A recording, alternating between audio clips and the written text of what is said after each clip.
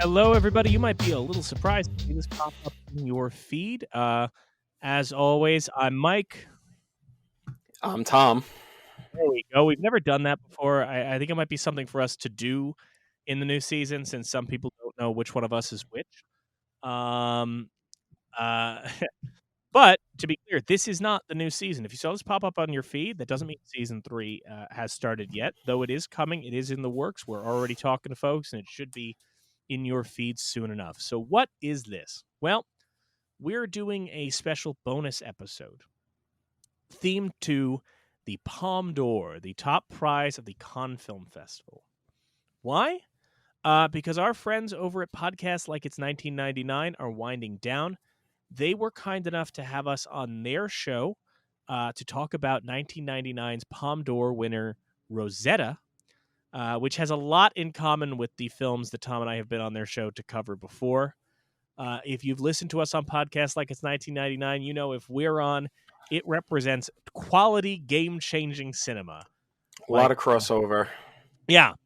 I mean, I don't think Universal Soldier 2 or Honey, I Shrunk the Kids won the Palme d'Or, but I believe they were in contention, right? There were talks. Yeah. No, I mean, obviously they weren't, but we thought it might be fun over on our feed to kind of cross-promote that episode. And Tom and I are going to take the opportunity now to talk about our top 10 favorite Palme d'Or winners. Some of them might be in the National Film Registry. Some of them never will be because they're not American films. We don't get a chance on this show to talk about non-American films much because we are focused on the registry. So this would be kind of a fun departure for us. And to kind of, help throw a little more attention to our Rosetta appearance, which you can find on the Podcast Like It's 99 feed. What's up, Kyle? And if I may, to just, give a shout out to our listenership, because, we don't have just listenership in the United States. This is true. We have listeners from a surprising amount of countries, and maybe we'll be talking about yours today, But we also want to use this opportunity to tell folks, please go over, check out Podcasts Like It's 1999 if you haven't already. If you're listening to this show, you probably have. Phil and Kenny have been on our past 2 seasons. They're going to be on our next season. They're very good friends of ours. But please go over to their feed, check out our episode on Rosetta, and kind of, you can bounce between. You can choose this as kind of a follow-up to that, or you can listen to this, then listen to that. But definitely check that out. We were very happy to do it because, again, we don't get a chance on here to talk about foreign language films too much or international films too much. So a very cool opportunity to do. So Tom and I have kind of ranked our top 10 Palme d'Or winners based on what we've seen. Let's talk a little bit before we start about the Palme d'Or and the Cannes Film Festival. Tom, just to kick us off, when did you first kind of become aware of the Palme d'Or and Cannes and kind of like what it means? Because it holds this weird place in the award holds this weird place in film culture. I don't know if I could specifically remember when it got into my purview. It just feels like a thing that was always around. And I guess it's just been around so long that I can't remember a time beforehand. If I had to guess, it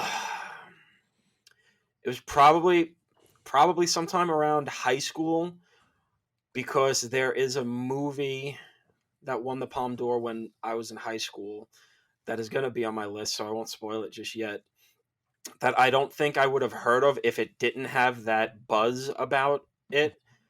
So I must have heard it then. But, there are other movies on my list here that I saw before that movie that, in my never-ending fucking time spent on IMDb, falling down trivia rabbit holes and stuff and Wikipedia and whatnot, I must have heard about it before then. So that's why I can't really say for sure when exactly I remember it coming into my life. So I think that one thing that's interesting about the Cannes Film Festival in general, I mean, I guess it's like the Palme d'Or gets talked about with kind of the same importance as something like a Best Picture win, right? Or a Yeah. BAFTA win, or something like that. So I think people who don't really know would be forgiven for thinking it has the same kind of breadth of options as Best Picture, right? But obviously, the films that are in competition for the Palme d'Or are only the films that play at that year's Cannes Film Festival. So one thing that's interesting about this award is, while it does carry a lot of weight, I mean, a lot of films, especially now, I think, get marketed on, well, this won the Palme d'Or at the Cannes Film Festival, right? It carries a weight, it carries a prestige, and especially if the Palme goes to a movie that doesn't seem like an art film, they love leaning into that in the marketing. Titan had a lot of fun leaning into, like, this movie won the Palme. The one that did it so well that I remember vividly is Pulp Fiction. You watch those early trailers for Pulp Fiction, and they're having so much fucking fun with showing you gunfire and violence, and then having a voice go, "Winner of the Palme d'Or at the Cannes Film Festival." Yeah. So it's super interesting in that regard. Um, we should also clarify, when we're talking about the Palme d'Or today, not every film we talk about necessarily won the Palme d'Or, the Golden Palm. Some years of the Cannes Film Festival, the top prize was actually called the Grand Prix.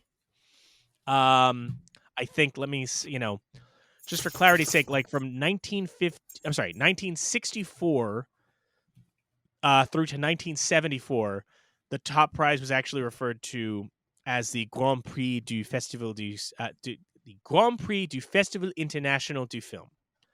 In other years, it was the Palme d'Or. There's also cases where some years 2 films tie for the Palme. In the earliest version of the Cannes Film Festival in 1946, they actually gave it out to like 10 different films at the same time. And in 1947, they broke the Palme up into categories like Best Social Film and Best Animation Design. But now they kind of consider, well, if it won the Grand Prix, it won the Palme. If it was during that it was during that time. So our phrasing this as Palme d'Or is really just whatever won the top prize at Cannes. So that's the group that we're pulling from for our top 10. We should also clarify, number one, this is our personal top 10. It's coming from our own personal place. Also, neither of us has seen all 99 films that have won the top No. prize of the Cannes Film Festival. I can say I have at this point seen 60 out of the 99. My hope is that by the time this episode drops, I will have watched as many of them as I can, and I can post my full rankings on socials for anybody who cares. Maybe there is a world where we end up watching something a year from now, 2 years from now, and go, oh shit, that should have been in there. But I like to think, when you're dealing with the Palme d'Or, like, yes, there are certain movies that are really bad that won, because in some cases they just were a rough crop, right? It's the Yeah. same way with Best Picture. Like, there are certain years that we look at and, like, a bad movie wins or a not particularly great movie wins, but then you look at the lineup they were up against to go, yeah, I don't really know what I was voting for here, right? Like, I'm not going to name any particular years, but I think, like, I always think of, like, the year of Kiss the Spider Woman doesn't win, but it's one of those years where, like, whatever is in there is, like, a whole stretch of fine. Same with Cannes Film Festival,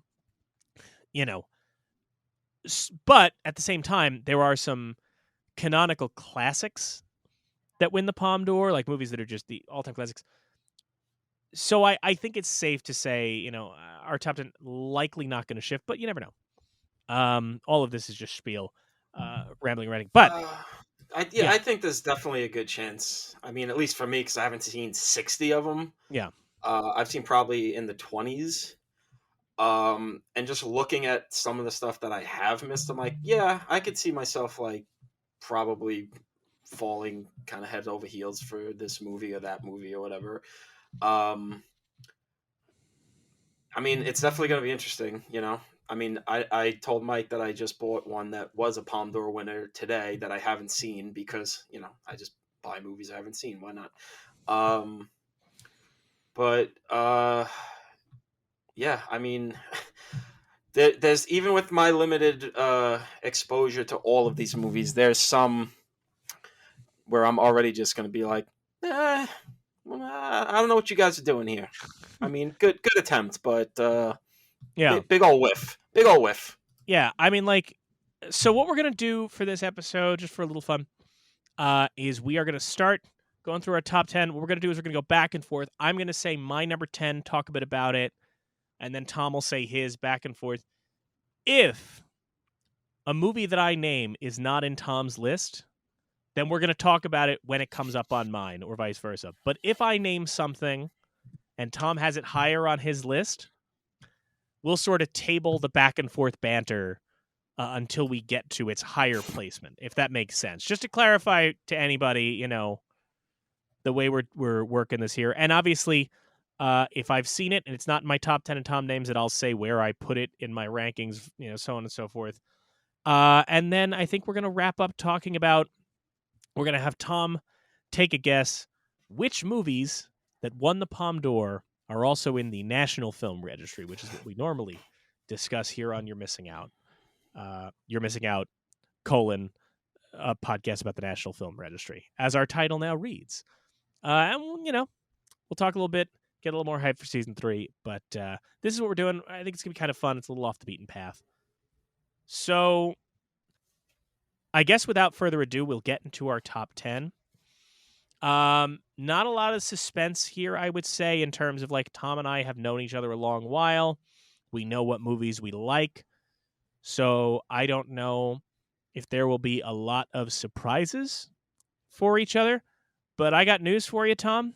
I got one big surprise coming for you right out the gate. Let's talk about all my right, let's pick get for into number it. 10. So Tom and I were talking about this over this process. We decided we were doing this a little while ago, and I was working my way through catching up on all the Palme d'Or winners I hadn't seen or hadn't seen in forever. You know, just trying to give myself as much research as I could. But I was remarking to him that my top 10 was very difficult to break into, right? The top 10 that I had months ago stayed pretty consistent. Now, a lot of movies entered into the number 12 or number 13 slot, you know, or number 15 or what have you, you know, things like Kajamusha, or I revisited Paris, Texas, which I hadn't seen since college, and I was like, that shot way the hell up, but nothing could crack that top 10, because my number 10 for a very long time was Rome Open City, the Rossellini film. Rome Open City is an incredible movie, you know, one of those Italian neorealist films about the, you know, the occupation, and it's incredible, and I love Rome Open City. I was really looking forward to talking about Rome Open City as my number 10, and it felt like nothing was going to crack that ceiling because it's fucking Rome Open City, right? I think that's a pretty fair floor to have on that top 10 and very hard to break. But something finally did it. And I will say, Tom, you know my affection for Rome Open City as well, right? Yeah. You know, so not surprising that that was very hard to break that ceiling. But something did, which might surprise you. And what it was, I think will absolutely surprise you for how long you've known me. But it came up in my many, many Palme winner watches this past month. My number 10 is a movie called The Tree of Life by director Terrence Malick. Wow. Yeah. Holy shit. I am not in any way a Terrence Malick fan. I like Badlands to a degree. I find Days of Heaven interminable. Thin Red Line, I could barely get through. What was it? The New World? Is that what it's called? Right? The New World is, yeah. again, New Land is the, yeah. So New World, couldn't get through. And when Tree of Life came out, I think I had gotten a screener copy of it, and I got halfway through it back in 2011 and, like, shut it off. What, fuck you. So I don't love Terrence Malick. By the way, Terrence Malick's films, some of them are in the registry, and they're going to come up on this show. And when we do them as proper episodes, I'm going to treat them the same way we treat any film on this show and treat it academically. But he's just never been my guy. And so I decided I never gave Tree of Life a proper turn. And it's one of those ones where, like, I know Tom has seen it, so Maybe he'll talk about it. Maybe I should just watch it as a point of reference. And I threw it on this time, and just everything worked. And it didn't just work like, oh, I think this movie is good, but every single thing locked into place on this, where I cried multiple times. I thought that the journey that it takes you on, with obviously the Brad Pitt, era storyline, the Sean Penn storyline, the creation of the universe and the dinosaurs, every part of that just worked for me, resonated with me. I mean, I think I've seen it described as an experimental film, and I think it is. I think that the more that I've gotten into the work of Stan Brakhage or Hollis Frampton, and kind of being able to embrace that non-narrative structure, or find the story within a non-traditional narrative structure, really helped. But God, every part of this movie hit. And that ending with Jessica Chastain, I Give Up My Son, just blew me away. We complain a lot about modern movies being insanely didactic when they go, it's about grief. But here is a movie that is actually about the lingering feelings of grief and loss, that speaks to that so profoundly. So I have gone from being absolutely apathetic to the works of Terrence Malick to thinking that Tree of Life is arguably the greatest American film made in the last 15 years. Never in a million years would I have expected that. It knocked me out. I think it's incredible. I think it is something we're going to talk about deserving a place in the registry, and I think it's something we're going to watch repeatedly. So Tree of Life, unexpectedly, shockingly, is my number 10, and I think Uncle Terry, I might have to revisit some of your other movies. I might have to take a dive into The Knight of Cups. Who knows? I don't know. It worked for me this time. Tree of Life is my number 10 Palme d'Or winner of all time. Yeah, that's not in my top 10. Okay. I didn't have the kind of vitriol that you did for it at one point, but I don't love it. Again, it has been a while, so it might hit a little harder for me this time, and I am a little more accepting of, I should say not a little more, I was a lot more accepting of Malick than you were, because I really liked Badlands. I still haven't seen Days of Heaven, but I love The Thin Red Line, and I really do love The New World. And I think Tree of Life fits into what he does. I think for a lot of people, it's kind of his magnum opus of everything he's ever attempted, just completely achieved in one package. I don't know if I feel that way. I remember at the time thinking it was good, but I think Little Long and the dinosaur stuff was kind of just a little like, all right, I get it, but let me get back to the humans. Still better than Jurassic World Dominion, but yeah, I don't know. I would definitely want to give it a try again. I do think it is probably his last great gasp as a filmmaker. He banged out a lot more movies after The Tree of Life than he did like the first 40 years of his career. And nobody talks about them anymore. So he did like very few films at the start of his career. After Tree of Life, cranks out like Knight of Cups, Song to Song, To the Wonder, and also produced a documentary about a rapper who died. Remember that? Like, what's his face?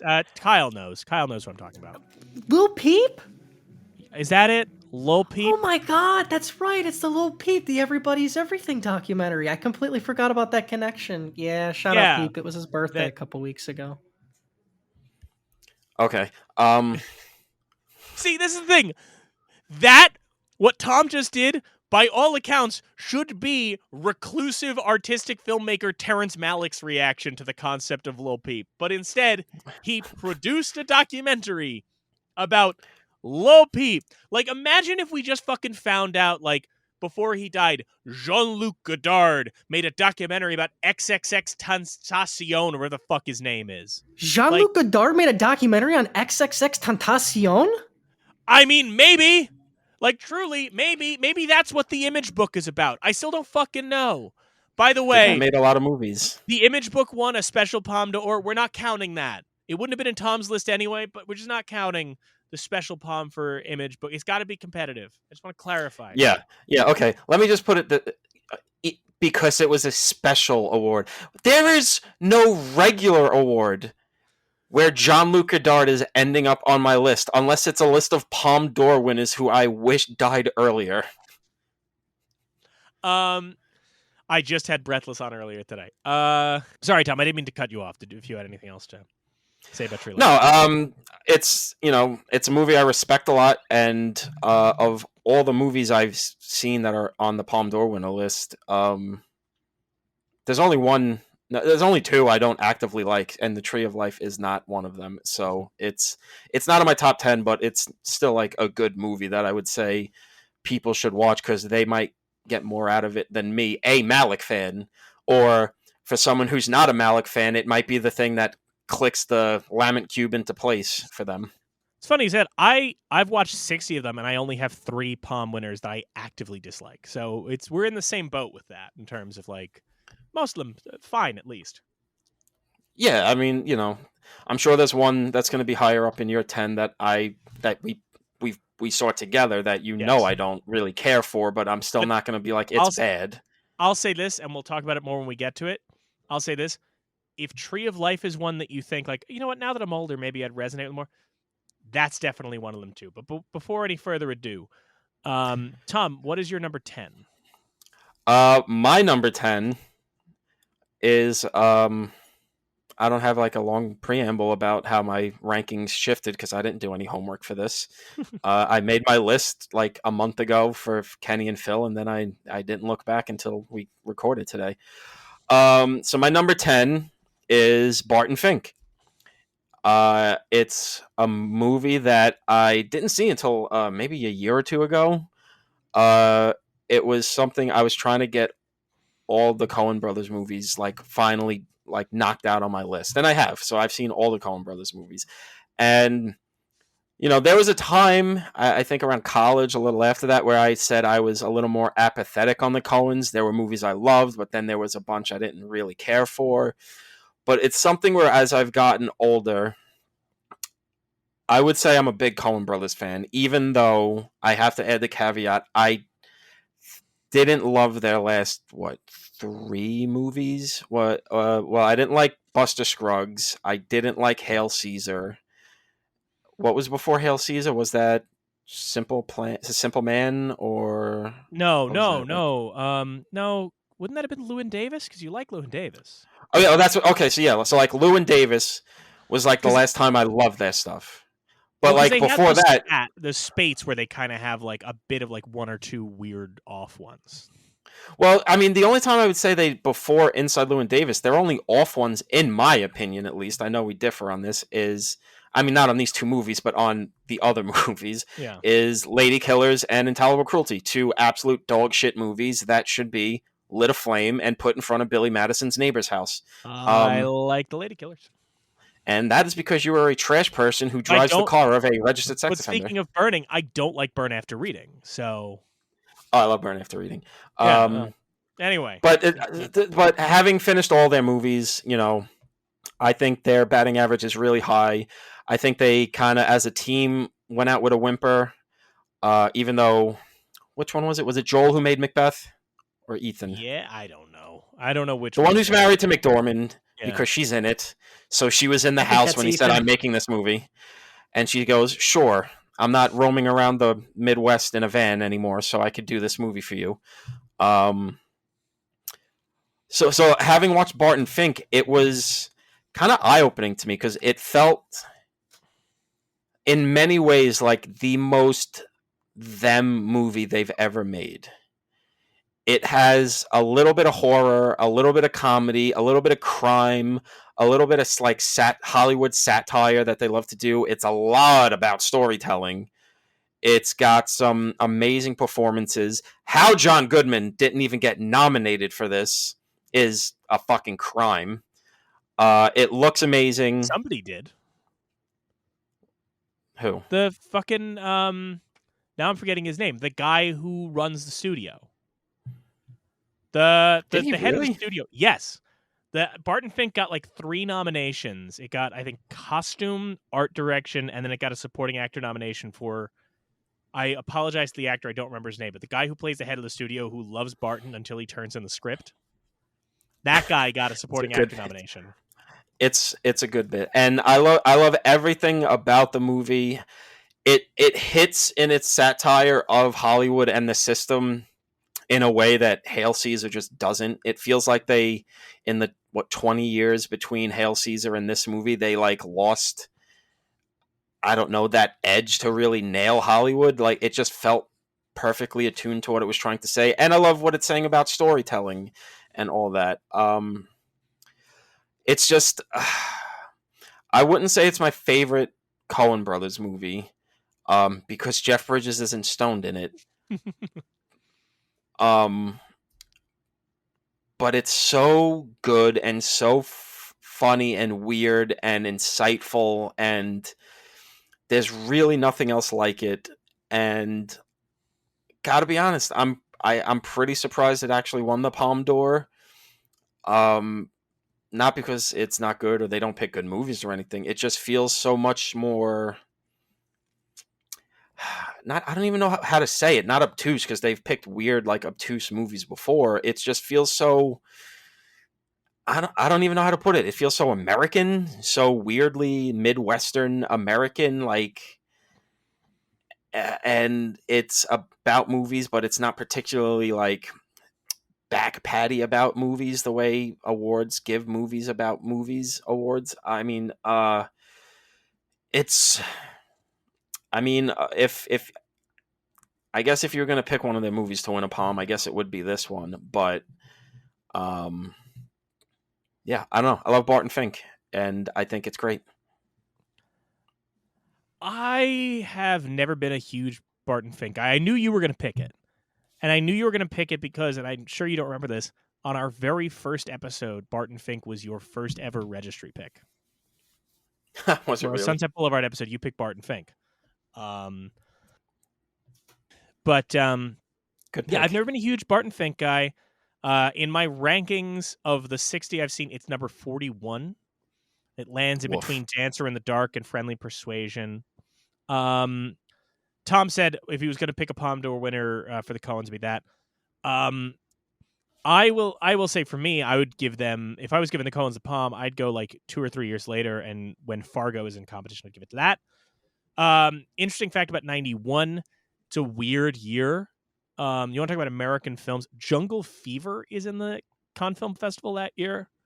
In terms of American films, as is Bill Duke's A Rage in Harlem and Homicide by David Mamet. Okay. Out of that year, I think I probably go Double Life of Verona Gay by Krzysztof Kieslowski. But anyway, with Barton Fink, I like it. You know, it's like 4 out of 5 for me. I do like Barton Fink, but I do find that like it falls into that category of like mid-tier Coen for me, where I still like it, but I do find that like one of the things the Coens and their style of comedy is that I do sometimes find with their movies, whether it's Barton Fink or Hudsucker Proxy or any of those, where I just find myself by the midpoint going, yeah, I got it.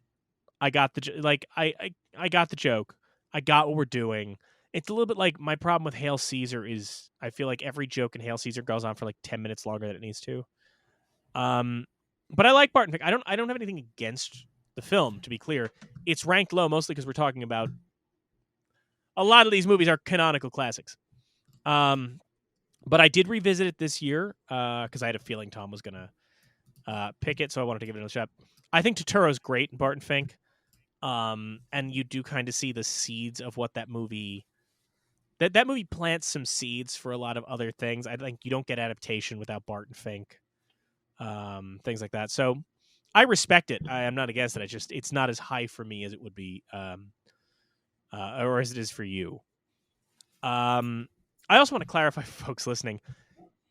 There's gonna be a lot of English language movies discussed here. Not all of them, but a lot. It's worth noting that the overwhelming amount of Palme d'Or winners are in English. Like, the United States wins a bunch, the UK wins a bunch, New Zealand wins, etc. Then you have movies that are from other countries, like Dance from the Dark's from Denmark, but it's in English. So it's, it's I promise it's not just us having like an Americentric mentality. It's just the way the chips lay. And Um, it's funny you say you would pick Fargo instead of Barton Fink, because I don't love Fargo the way other people do. That's Interesting. one where I kind of I like it. Don't get me wrong, I like it. I just find the way people go nuts about that movie a little confusing. I don't get how hard people fall for that movie. I enjoy it. I like it. There's a lot of great shit in there, great performances, and there's some funny bits. And the wood chipper is a great bit. Always love seeing Steve Buscemi get mutilated. It's always fun time. But I don't know. I think the way that movie, I don't know. I guess it's just kind of like obvious, or like you were saying, it's like, all right, I get it. I get it. You know what? I Okay. want to correct that, by the way, because I forgot my all-time favorite Coen movie was at the Cannes Film Festival and is my number one pick that year, which is 2013 Inside Llewyn Davis. That is, I think, the best one. I even put that over Blue is the Warmest Color. You know how much I love that. Yeah. Anyway, my number 9. I did all that preface about English language films. My number 9 is not an English language film. My number 9 is a film that I think is fairly underseen compared to some others. There are some Palm winners that, like, we talk about it on the 99 episode, or we touch on it. I think while Phil and Kenny are reading off winners, they mention a movie that is my number 17, but I think is very good, which is 1995's Underground. Nobody's seen Underground, but I made sure to say, like, that's a good movie. The people should watch it. Similarly, my number 9 is a film from 1957. It is not discussed when we talk about great films, but it should be, which is The Cranes Are Flying, out of the Soviet Union. Cranes Are Flying, I had the fortune of seeing this. The Film Forum actually had a print of it, a restoration that they ran, and my significant other and I went to go see it there. She had never seen it. I had never seen it. Mikhail Kalatozov is the director. Mikhail Kalatozov.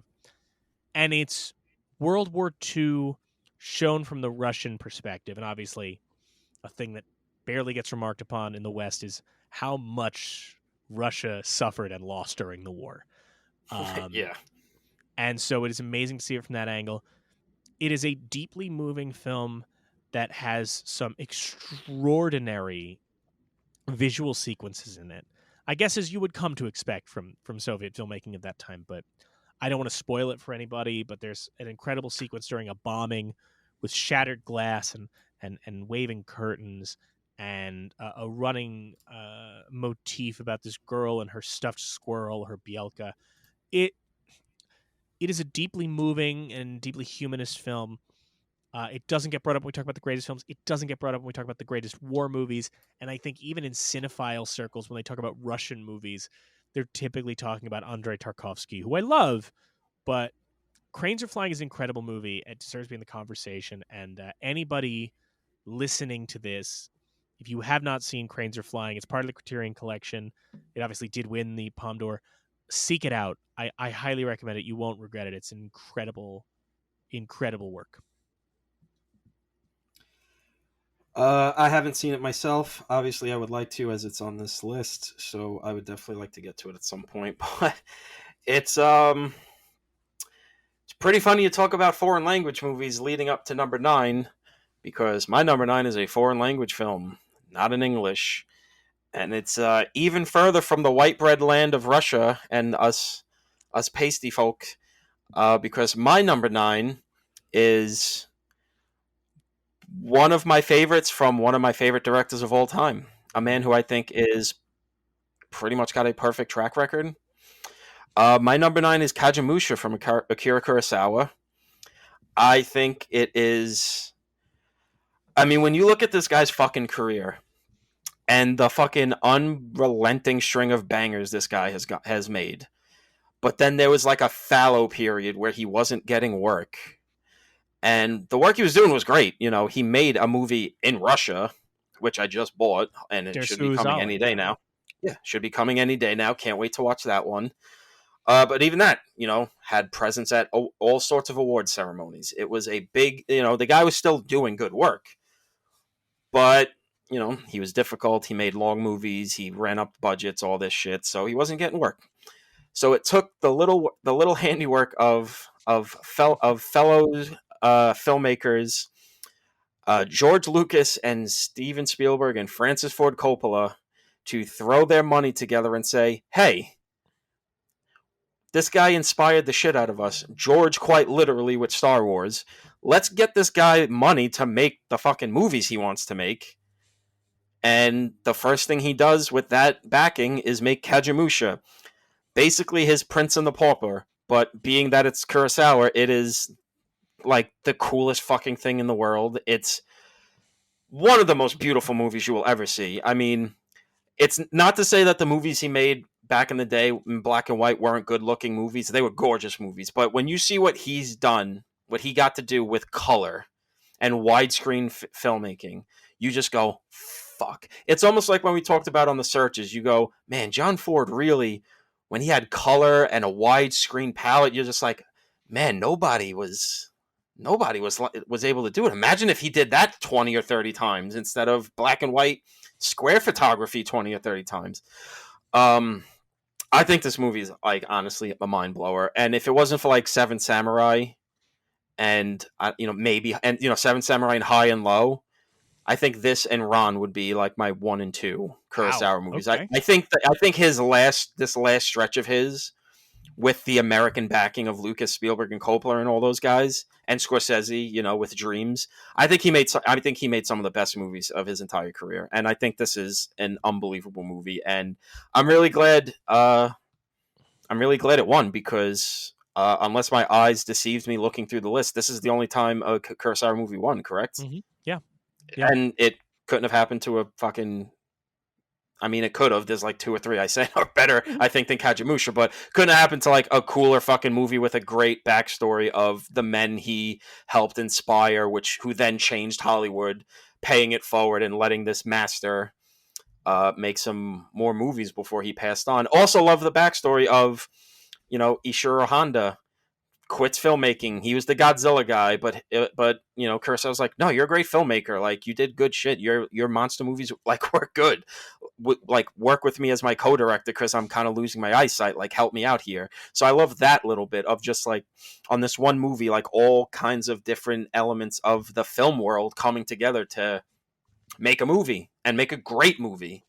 And I think if anybody wants to get into Kurosawa, I think this would be a great place because it's a story you already got a hold of, but it's not. I think Ron with its King Lear isms could be a little harder to digest for people if they're not into what he's doing, especially because it's in Japanese, and I know that could be a hurdle for people to overcome. But it looks so good that you just get lost in it, and it's so simple but packs such a punch that I think Kagemusha absolutely has to be on this list. And the fact that I love it this much and it's only number 9 goes to show I got some fucking Nolan Ryan fastballs coming down the pipe. I agree with virtually everything Tom said. I really like Kagemusha quite a bit. It's not in my top 10. It's my number 16, so it's still in my top 20. And that's, I mean, truly a case of just when I consider the things that go above it, like, it's tough. It feels stupid to have have it that low for how impressive a film it is. But it's just the way it works out. But the other thing I will say is, because Tom said he only has like 2 movies he puts above it, which is interesting. You don't put Rashomon above it. No, but I mean that's just again a case of like he made so many movies you would like rank 10 out of 10, where it's just like, well, what's your preference here, basically? So that's the thing I would say about Kagemusha is, I think the interesting thing about Kagemusha is it is mid-tier or upper mid-tier Kurosawa. It's not even in like, I think, the best Akira Kurosawa movies, and is also the best movie most other filmmakers could ever hope to make. You know what I mean? Like, it's just, oh yeah. If you saw Kagemusha, you would go, and you didn't know anything else, you're like, clearly this is the guy's masterpiece. In the same way that, like, you and I have talked about. I think it's Scorsese is someone we talk about. Where we talk about like there are certain movies where you go like, this is not like Casino is not anybody's conversation. Like, well, that's Scorsese's best movie, but it would also be the best movie that most other filmmakers could hope to make. It just happens to be you're such a master of the craft. So that, again, that's why Kagemusha for me is like it's so weird. Or an example we talk about a lot is The Post. That if The Post was made by a different director with a different cast, it would be Spotlight. Like you'd be like, well, this is incredible. Attention must be paid. But it just comes from such a pedigree that you're spoiled and go like, well, of course. But I really like Kagemusha, but it's my number 16. Just there's a couple things to go above it. But I respect the hell out of it, and I agree with Tom. Folks should check it out. I really enjoy Kagemusha too. My number 8 is actually, Tom, you gave me a perfect segue here. Oh, I did? Yeah. Kagemusha is at the 1980 Cannes Film Festival. And technically, yes, it wins the Palme d'Or, but it ties for the Palme d'Or. It ties for the Palme d'Or. We talked about how many movies Kurosawa made and what a long career he had. It ties for the Palme d'Or with a film from a director who did not get to make many films and is not even best known as a director to some people. My number 8 is Bob Fosse's All That Jazz. Hell yeah.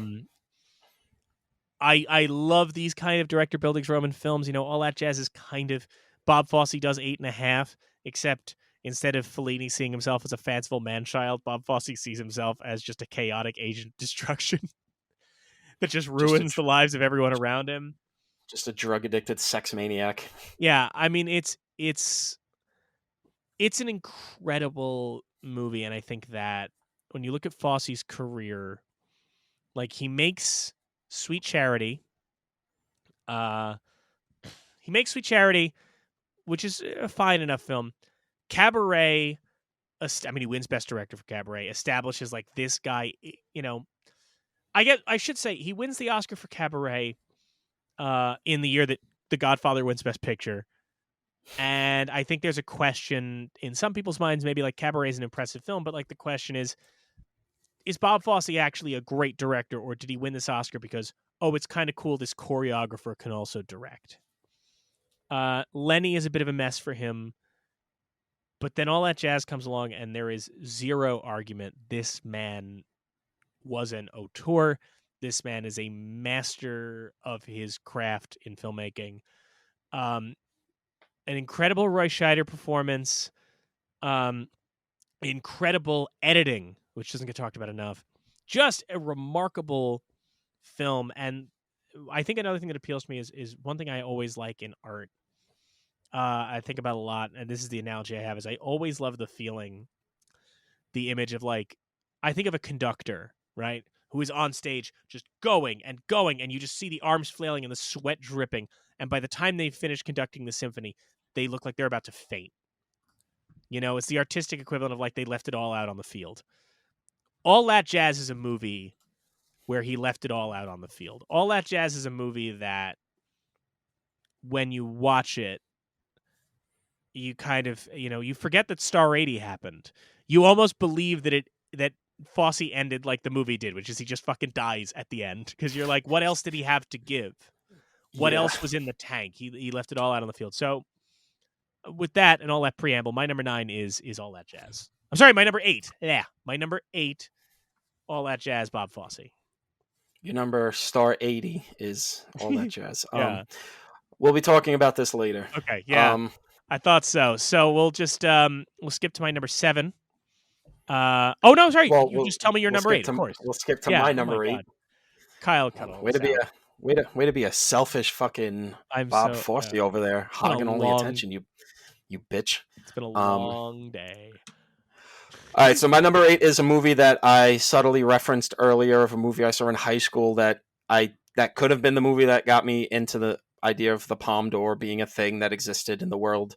It's a movie that I fell in love with immediately, and it was one of those movies where it felt like I was sort of, on a personal level, taking like the next step into my cinemaphiledom, where I was starting to like more artsy and it's not like this is even the artsiest movie in the world, but a more patient, introspective, slow, thoughtful, emotional, thematically rich movie that wasn't just like another shoot 'em up or whatever.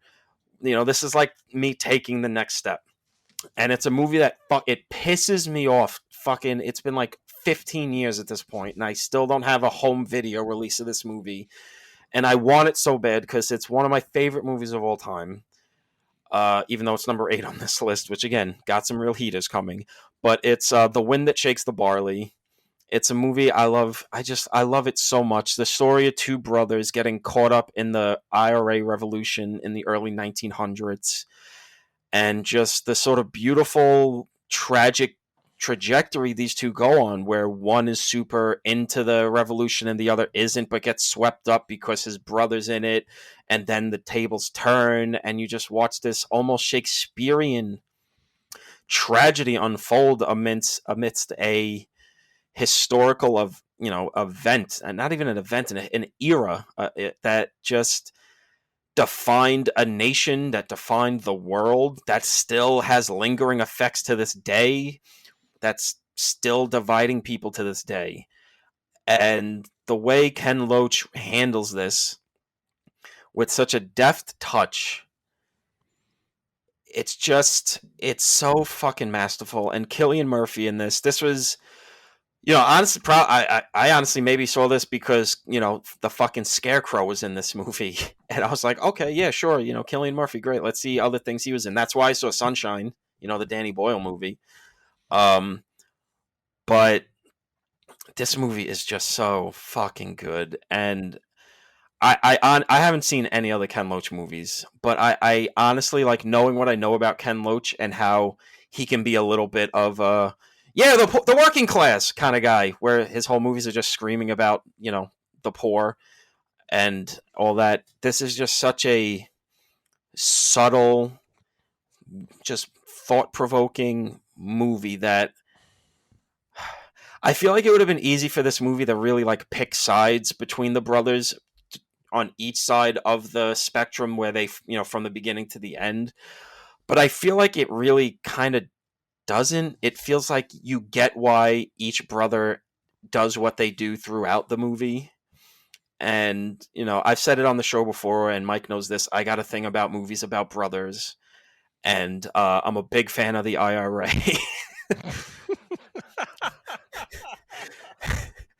So, it's almost like this movie was tailor-made for me, and I love it. If you can find this movie, seek it out and watch it. It's honestly so fucking good.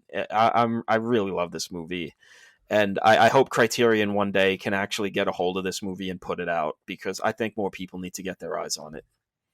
I agree with you fully, especially in the Criterion thing, especially because Criterion has put out another Ken Loach film, I, Daniel Blake, which also won the Palme d'Or, and I'm going to do something I never do on this show and be negative and go, that movie fucking sucks. So that is like, I, Daniel Blake, spent a very long time at the very bottom of my Palme d'Or list for just what an interminable time. But I love When the Shakes the Barley. You and I have talked about When the Shakes the Barley before, and how much we both like it. I really like When the Shakes the Barley.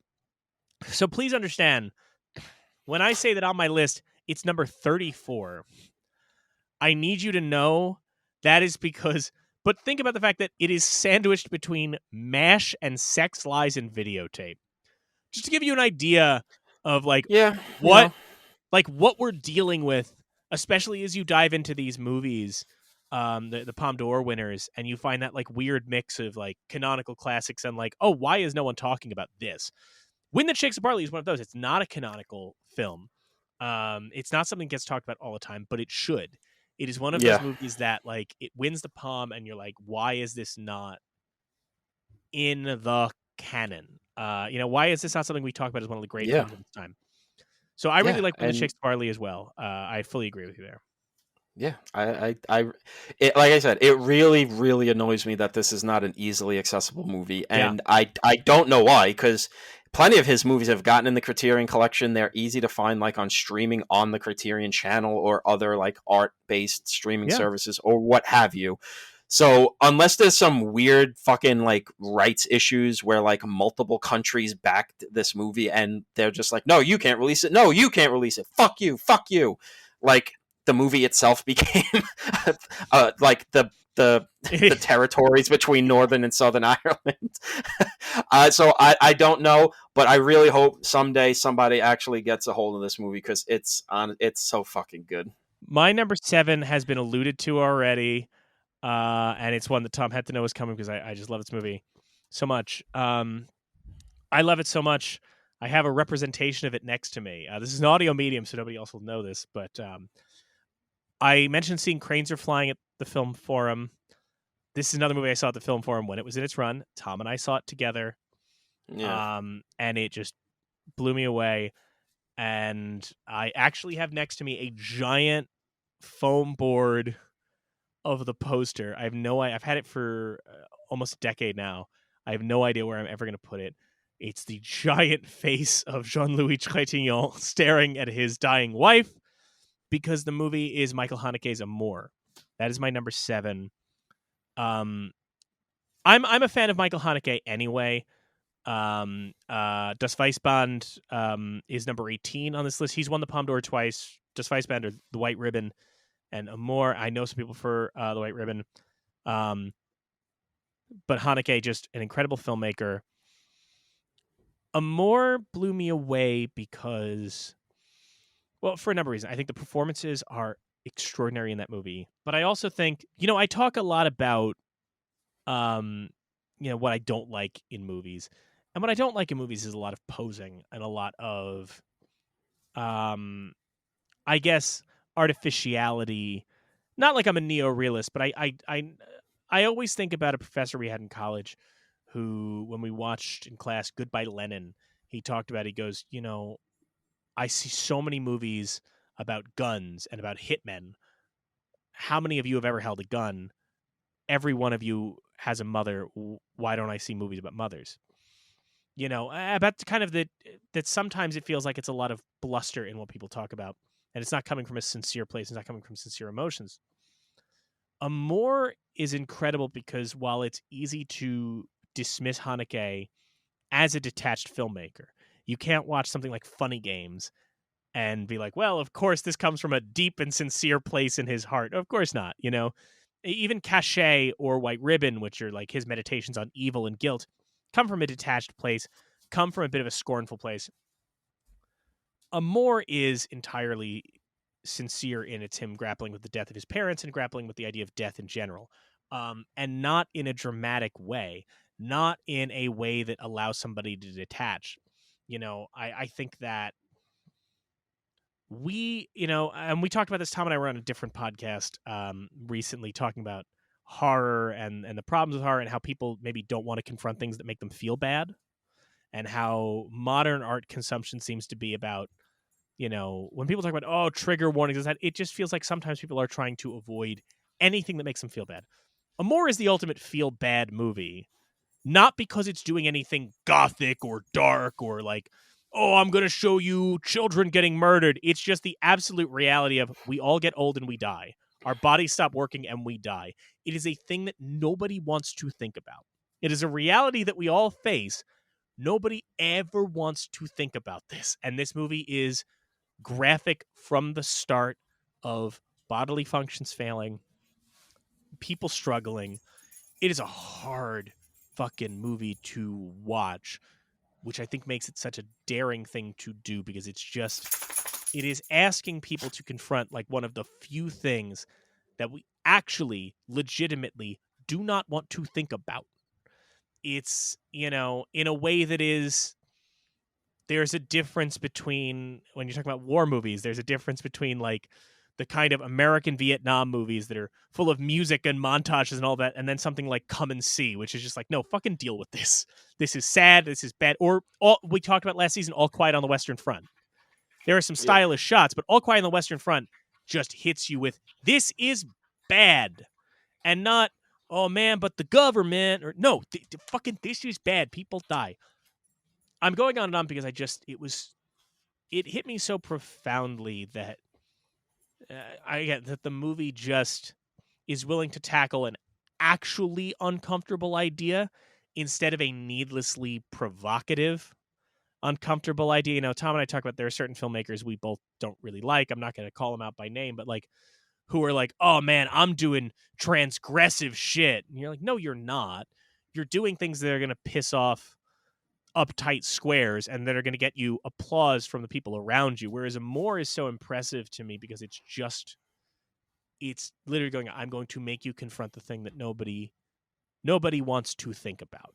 And while the Cannes Film Festival isn't always good at rewarding that, sometimes they are. Nani Moretti's The Sun's Room is an uncomfortable topic they confront. This is, there is something about Amore. And the fact that it went on to get a Best Picture nomination, you know, that Haneke got a director nomination out of it, that it kind of was just such a titanic force that it was unignorable in its year because it just came from such a sincere place. Anyway, that's my number 7, Amore. Yeah, Mike Haneke. Yeah. Yeah, it's not on my top 10. It's a movie I get it. You know, I respect it. I don't particularly care for it just because, like, it's like, all right, I get it. She's an old lady and she's sick and she's gonna die. Okay, cool. You know, and it's not about like avoiding the things that we all have to deal with. It's just like, yeah, I know I'm gonna have to deal with this. Like, this isn't very like interesting to watch. It's just like, okay, she's sick and she's dying and this guy's just watching, and I you know, I just found it very one note, and I don't know, just, you know, why, you know, nobody's ever held a gun. Why are there so many movies about guns? Because, like, well, because I go to the movies because they're not real life. You know, sometimes it's okay to not just slowly point out all the little intricacies of a thing that happens in real life. You know, I think you got to be really talented and deft and have something more than just, well, here it is. And I don't know. I don't love the movie. I think it's fine, but I would be curious to, like we talked about. I mean, look, again, Tree of Life with me being the perfect example. I would be curious to see where somebody like a Michael Haneke sits with you now, because remember, you know, point of order, like at the time we saw Amore, you were still a person who said David Lynch sucks. Like you had your Jesus moment with him. So I'm curious. Well, Haneke's, it's still the only Haneke movie I've seen. Okay. And it hasn't put me off from wanting to see his other stuff, because I've heard about his other movies. I'm like, all right, that sounds interesting. You know, I want to see Funny Games. I want to see some of these other things. You would, without doubt, you would fuck with White Ribbon. White Ribbon. But that's what I'm saying. Like, I don't even think this isn't the kind of movie where I'm immediately repelled from the director. It's just a movie where I'm like, okay, I get what you're doing. I just don't particularly care. And I don't know if that would change since then. Honestly, I might care even less because I've seen people I've loved die since this movie's come out. So I don't know. This isn't one of the two that I don't like on my list. I think it's a good movie. I am fascinated. I know what one of them is, and I'm fascinated what the other is. So, but we don't have to talk about it now, but I'm fascinated. Yeah, no, I don't know if this is necessarily a movie that everybody's gonna like because it's so aggressively unappealing. Yeah, and just bleak. But I think if people are willing to give it a shot and are interested in those kinds of very slice of life movies, I think they would find something that they would be interested in. It just wasn't for me. I don't fault it. I think my thing is it's just kind of like, it a little bit feels like, I hate to bring up a movie we brought up on a different podcast, but it does feel like, you know, when I hear people go like, no, but you got to see Terrifier 2. It's one of the most disturbing movies ever. No, it isn't. I knew it isn't. Yeah. No, it isn't. You guys want to see disturbing? Here's fucking disturbing. Like, Come and See is fucking disturbing. Amore is fucking disturbing. Terrifier 2, like, those kind of things are a thing that we there's a level of distance in fiction and all that we kind of use to like safely touch on these emotions. And I think that, like, when a movie can transcend that, and when it can tap into something even more real and raw, I think it's just an incredible act. But all that to say, Tom, what is your number 7? Oh, that's right. That was your number 7. Yeah. Okay, so my number 7 Certainly is... wasn't yours. No, I don't know. I just Yeah. got lost for a second. My number 7, a foreign language film, a movie that took the world by storm, a movie that made history at the Oscars. Interesting. Yeah. My movie is Parasite. Mm-hmm. This movie is, when I saw it at Fantastic Fest. It was the closing night movie, and it just lit the entire place on fire. And it's not like people there didn't know who Bong was, hadn't seen any of Bong's movies. I'd seen Bong's movies at that point.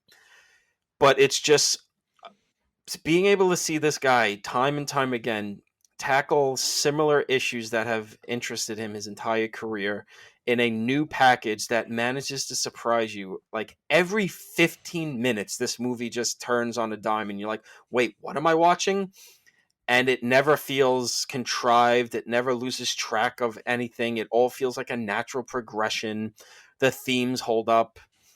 I mean, it's got just one of the biggest what the fuck moments I've seen in a movie in a long time. And especially because it's such a turn you wouldn't expect a movie to win the Palme with, and to win the Best Picture at the Oscars with, especially for a South Korean movie.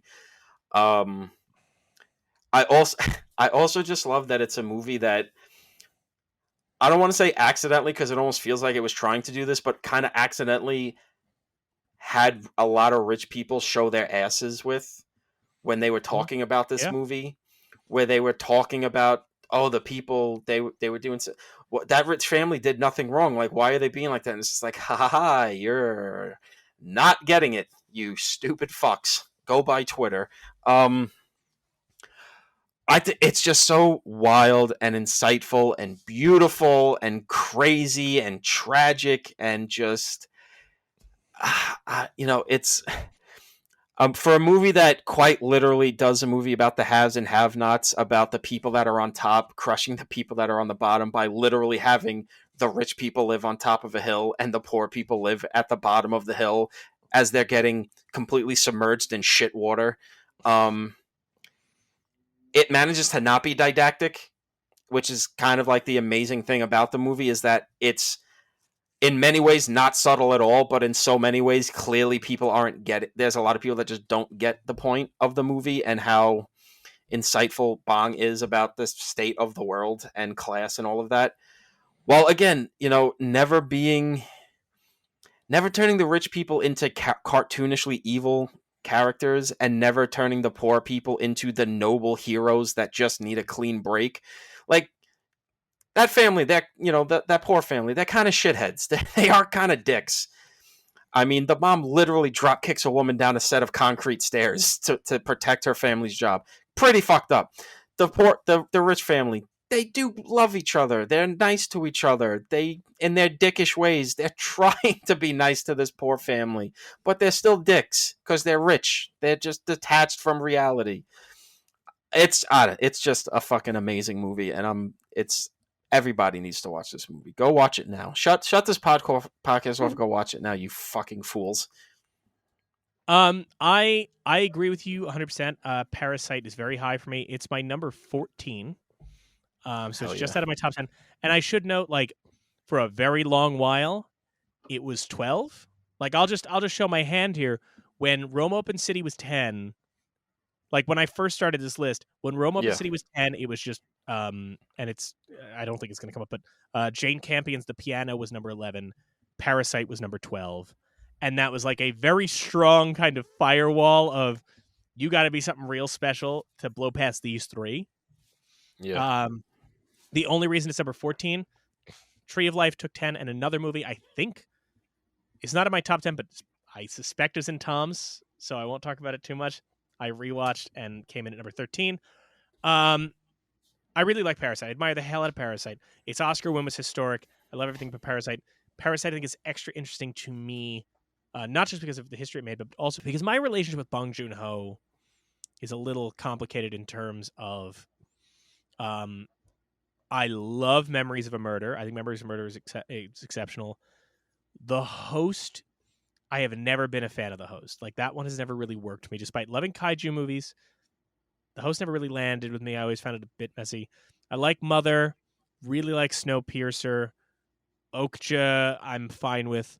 But it always felt like, I thought Memories of a Murder was a high watermark, and then I felt like he got less subtle as it went on. As much as I like Snowpiercer, like, that's not a very subtle movie, you know? Okja is certainly not a subtle movie. So when I heard that Parasite won the Palme, before I'd seen it, I was like, oh, that's interesting. And especially because I think it wins like the year after Shoplifters. And if you don't know anything about those movies and you just see the log line is an impoverished family tries to get by, I'm like, all right, I guess Khan is just on a run. You know, they're being a little more, because Khan can do this some years. Like, they give the Palme mostly because of like the world outside. Like, Fahrenheit 9/11 wins one year, you know, and that was just the mood at the time. Or the year after, because one year in 1968, the Cannes Film Festival actually gets canceled because of the May 1968 student protests in France, which, by the way, don't make fun of those. You can't make fun of the May 1968 protests. Wes Anderson did it in the French Dispatch, and everybody got mad. So do not make fun of the student protests. Just warning. But, you know, I the was year wondering what the joke was. Okay, I forgot all about that. yeah, Yeah. remember the discourse? But the year after the student protests, if the Malcolm McDowell movie about students, you know, uprising wins. So I guess when I first, and then I ended up seeing it in a double feature by accident. My partner, you know, we were early on dating at the time, and I think Spirited Away was having a rep screening, and then Parasite was playing like shortly thereafter. So we saw both back to back. Real weird double feature, folks. And I was blown away by Parasite. I really, truly, I mean, it's Bong Joon-ho's best movie to me, without a doubt. And it really is. I think the most impressive thing about it, to what Tom was saying, is we watch a lot of movies. We know the patterns. We've seen a lot of things, and there are a lot of movies that we really like each year that we go, yeah, this does the thing we like really well. But it takes a lot to come away from a movie and go, that really did something different. Yeah. And I think Parasite does that. It is a movie that you see and just go, wow, okay, that caught me off guard in a lot of ways. So while it's not in my top 10, it's very close to it. I agree with Parasite there. All right, so your number 6. So my number 6 is a movie that I'm pretty sure Tom has seen. He may not remember having seen. Because we watched it in college, a recurring gag of the show. So to preface this, in college, we took a class on the French New Wave. My familiarity with the French New Wave at the time was mostly Jean-Luc Godard and Jean-Pierre Melville. You know, a lot of the movies that were kind of that represent our idea of the French New Wave, right? That when people think of the French New Wave, it's the girls, it's the cars, it's the zippy kind of yee-yee music, you know, that kind of thing. And our professor said, like, well, we're going to watch a movie. And I think I had said to him, like, oh, there's a girl that I'm friendly with who wants to sit in on the class. And he's like, bring her in for this one. This is a hell of a one. And he put on Jacques Demy's The Umbrellas of Cherbourg. And I was blown away. I was unfamiliar with Jacques Demy's work before that. And now he is, you know, second only to Godard as my favorite director of the French New Wave. And obviously, you know, tied in with Agnes Varda, they were married. The Umbrellas of Cherbourg is a Technicolor musical that is a tragedy. Every line is sung, and it looks like a, you know, Vincente Minnelli, Gene Kelly musical. And of course, Demi would also work with Gene Kelly on The Young Girls of Rochefort. But it looks like one of those musicals, but it's just day-to-day life. And it's a tragic story, you know, of love and loss. And obviously that, the song that gets translated into English is I Will Wait for You, that recurring theme throughout the movie, is heartbreaking. The ending shot is heartbreaking. And I think that when we talk about the French New Wave, a lot of people kind of just think about the pretension of it, right? Or the kind of obnoxiousness, thumb your nose at convention kind of thing. But Demy never does that. He's fully sincere in what he does. What Demy represents, Jacques Demy represents in the French New Wave, and what Umbrella Cherbourg I think perfectly represents is, well, why can't I use the language of a movie? Why can't I be aware that it's a movie and use that as a tool? Umbrella Cherbourg is one of the most beautiful to look at movies ever made, incredibly stirring, and so many movies are indebted to it. I mean, you don't get a La La Land or anything like that in recent years. They're all indebted to Umbrella Cherbourg, but nothing has ever topped it. It's maybe the greatest movie musical of its era. Incredible, transcendent stuff that I think is an absolute must-see, and because it's one of those rare movies that I think kind of recontextualizes what you think movies can do. I love the Umbrella Cherbourg.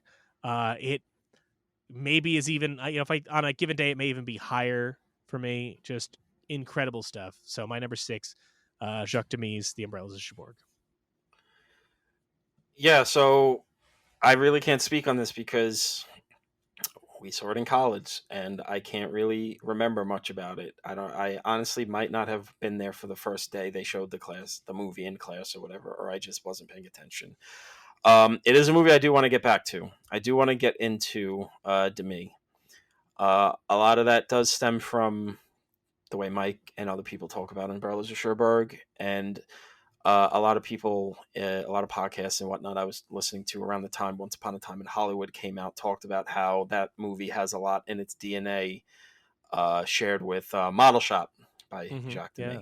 So that got me interested enough to be like, ooh, well, interesting. That's I definitely would like to see more of the movies that helped formulate Once Upon a Time in Hollywood.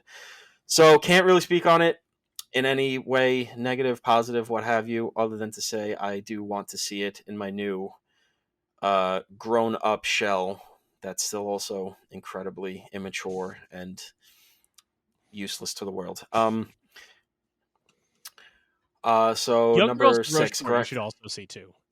That one I do want to see too, because it's about a serial killer, correct? Well, that's the weird thing. There's a serial killer subplot that's very quietly in the movie, but it's actually just like this small town sucks, and then Gene Kelly shows up.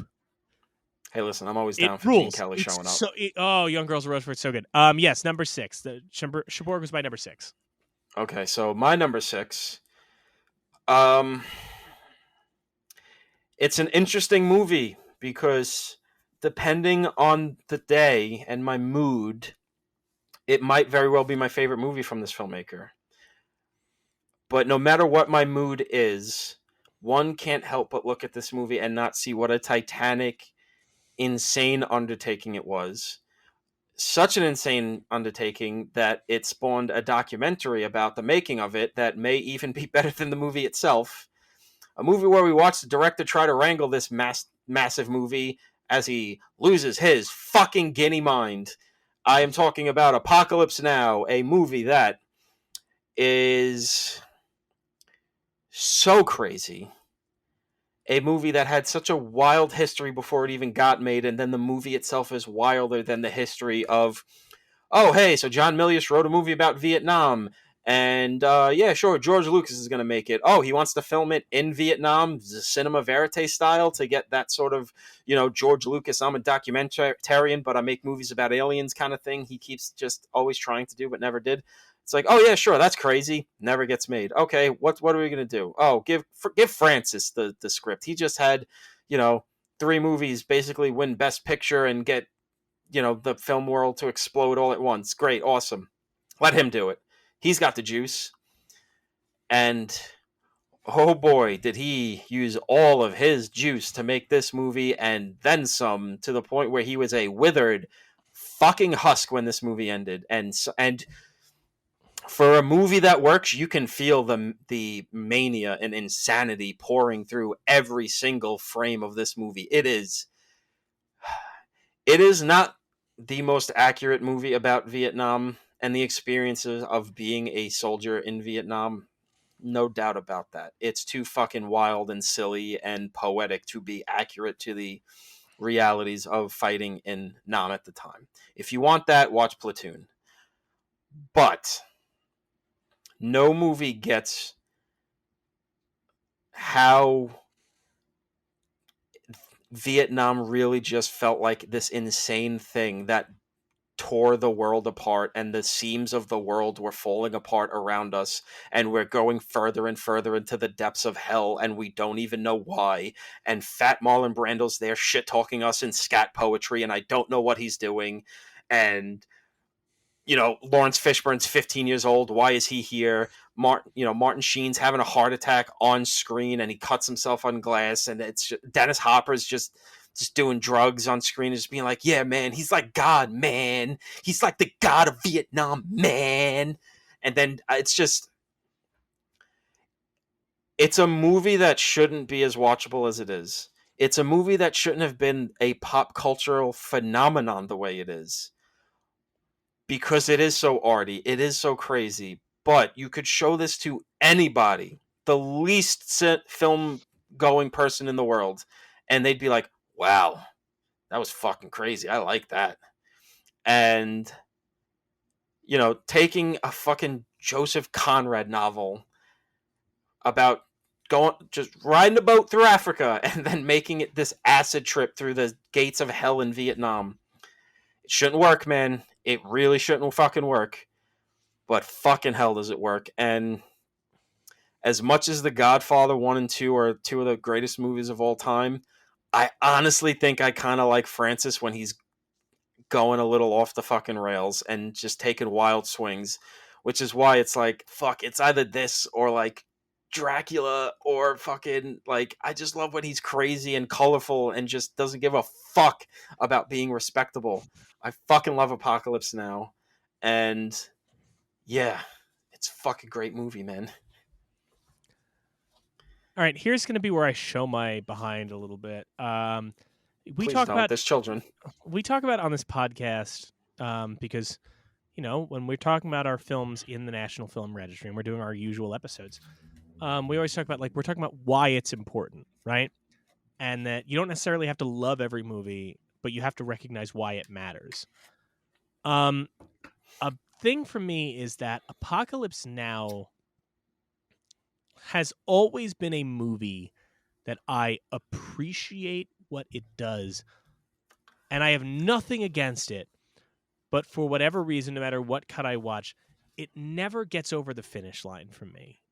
It always just kind of, I appreciate what it's going for a lot more than I feel like it gets there. And that is in no way a criticism of the movie. That is a personal thing for me. Like, I fully recognize, much in the same way, Tom, like we talk about, for you, like we talked about it with like A Wizard of Oz, or we're going to talk about it with like a 2001 A Space Odyssey or something like that, where it's like, I get it. I fully get it. And there's shit I like in it.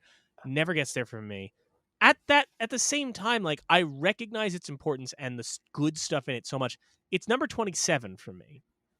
So it's higher up than some other films like a MASH or a When the Shakespeare Barley, but just I will own the fact that people talk about Coppola and that kind of miracle run of 4 movies he has: Godfather, Conversation, Godfather Part 2, Apocalypse Now. And for some people, that is a straight line. For other people, that is an incline. For me, that 4-movie stretch is kind of peaks and valleys, particularly with the Conversation, which I've never been on board for. But Apocalypse Now, like I said, I like it. I respect a lot of it, and I enjoy. I'm never mad when I watch it, but it has never been able to like push through that barrier of like transcendent for me personally with Apocalypse Now. Also, the only cut worth watching is the theatrical cut. I've seen both re-edits he's done, and yeah, sure, it's nice being on the plantation or whatever. It's like, cool, great, awesome. Doesn't need to be in the movie. The shorter cut is like exactly what it needed to be. All right, number 5. We're halfway there. Yeah, my number 5 is a movie that Tom has not seen, and is also a movie is also a movie that when he sees it, I am almost confident he's going to crack his top 10. Oh yeah.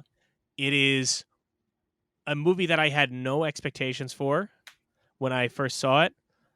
I knew that it had won the Palme d'Or. I also knew that it was one of the only movies to win the Palme d'Or and Best Picture, of which there are only 3 movies that hold that distinction right now.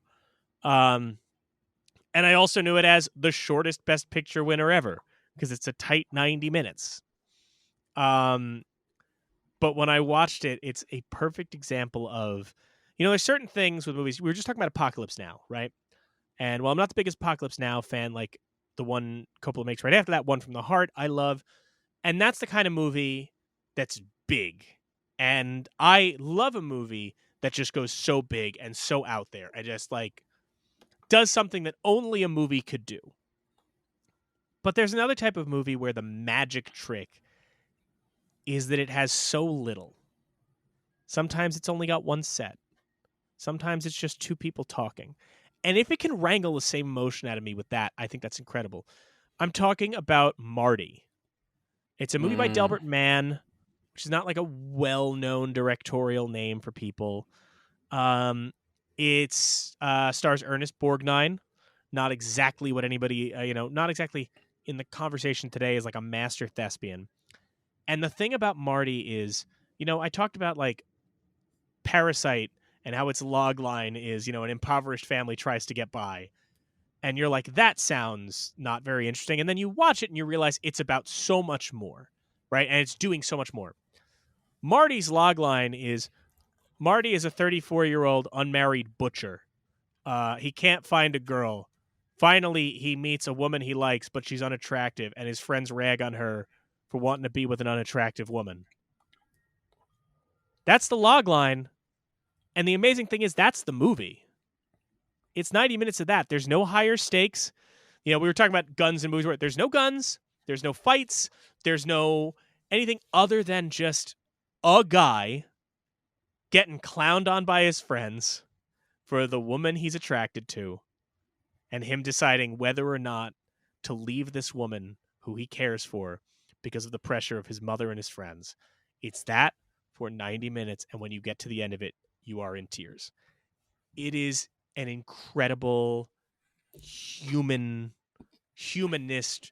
movie that does so much with so little. You could make that movie for, $5 and a can of Coke. But it just fucking works like gangbusters.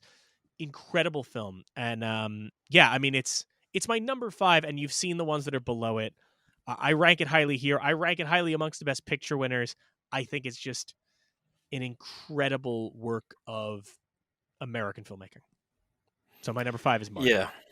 Yeah, I can't wait to see it.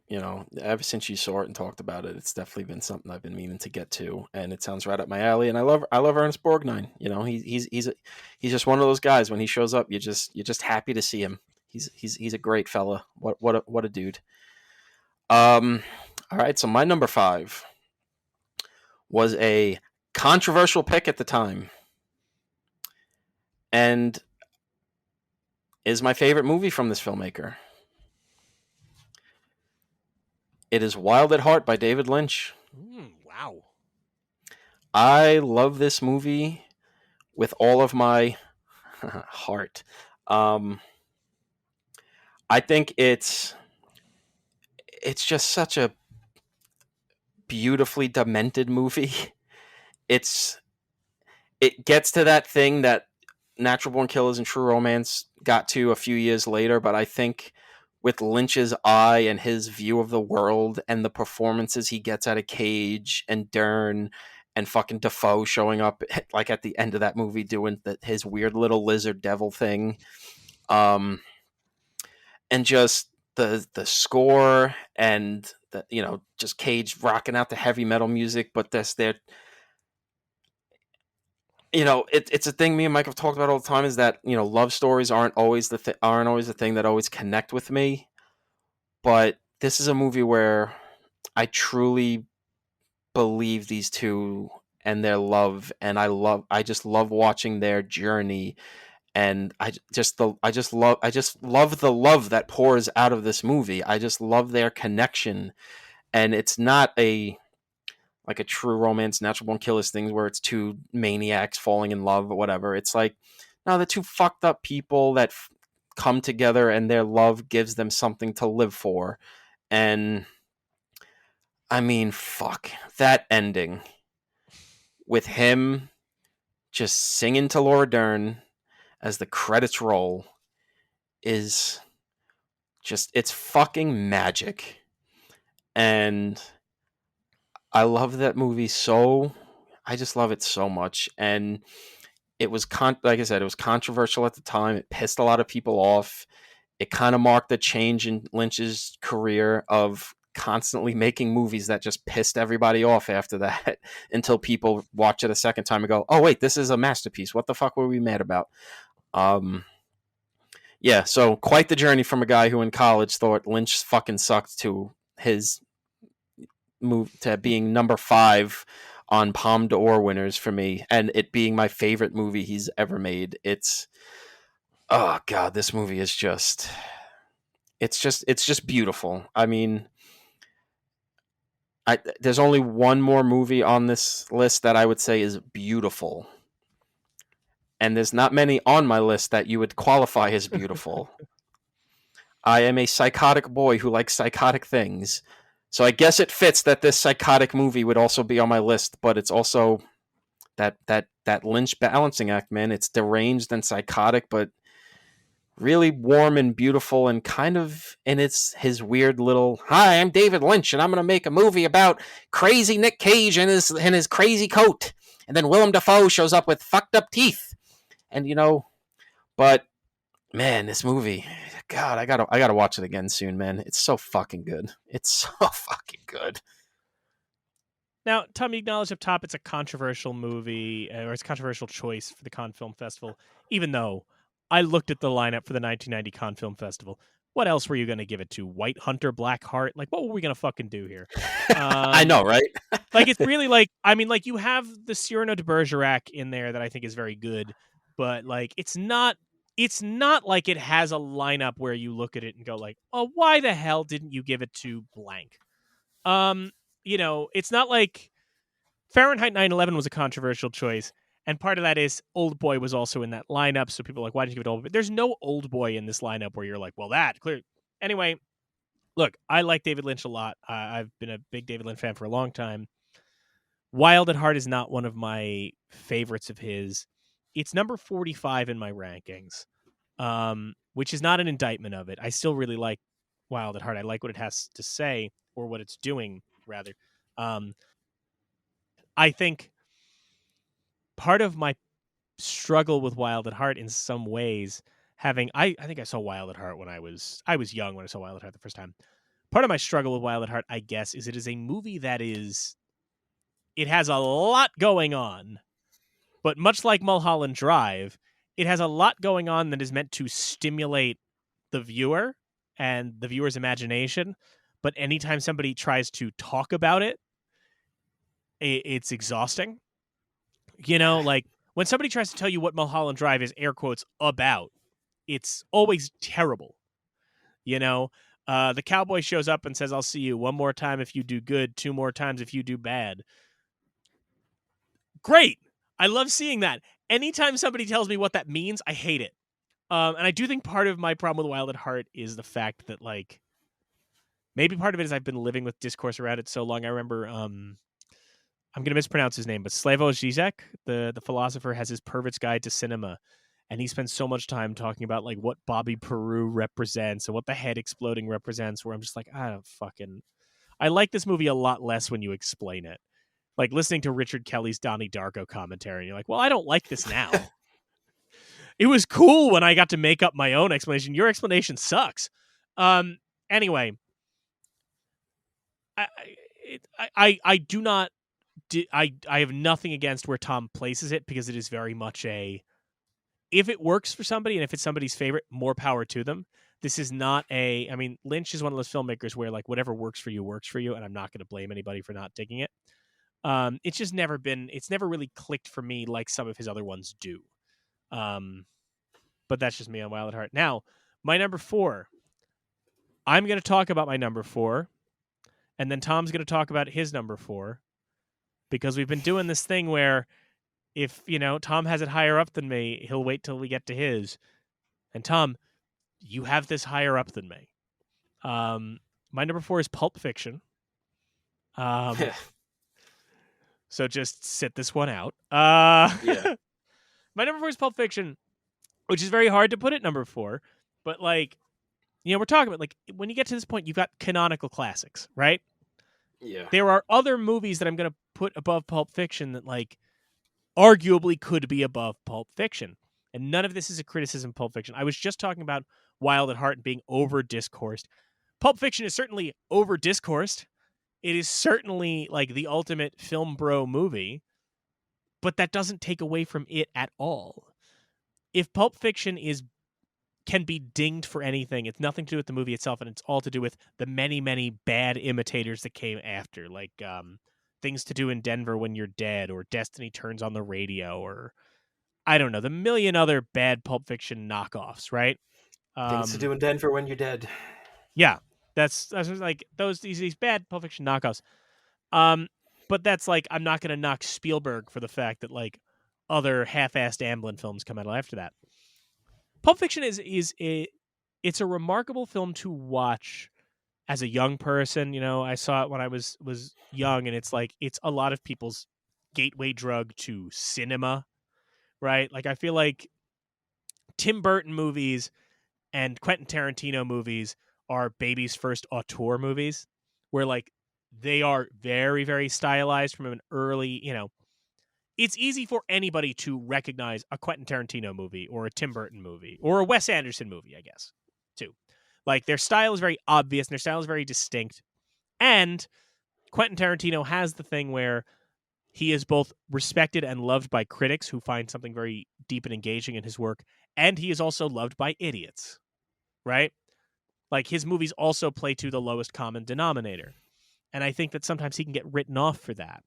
But I think the difference is when I evoke Tim Burton, with Tim Burton as an auteur, as a baby's first auteur, there's a point of diminishing returns on Tim Burton.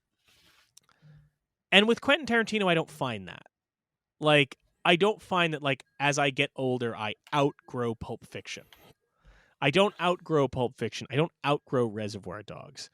And even though there are films he's made after Pulp Fiction, like Hateful Eight, like Once Upon a Time in Hollywood, that I think have much more emotional depth, Pulp Fiction is just such a perfect work.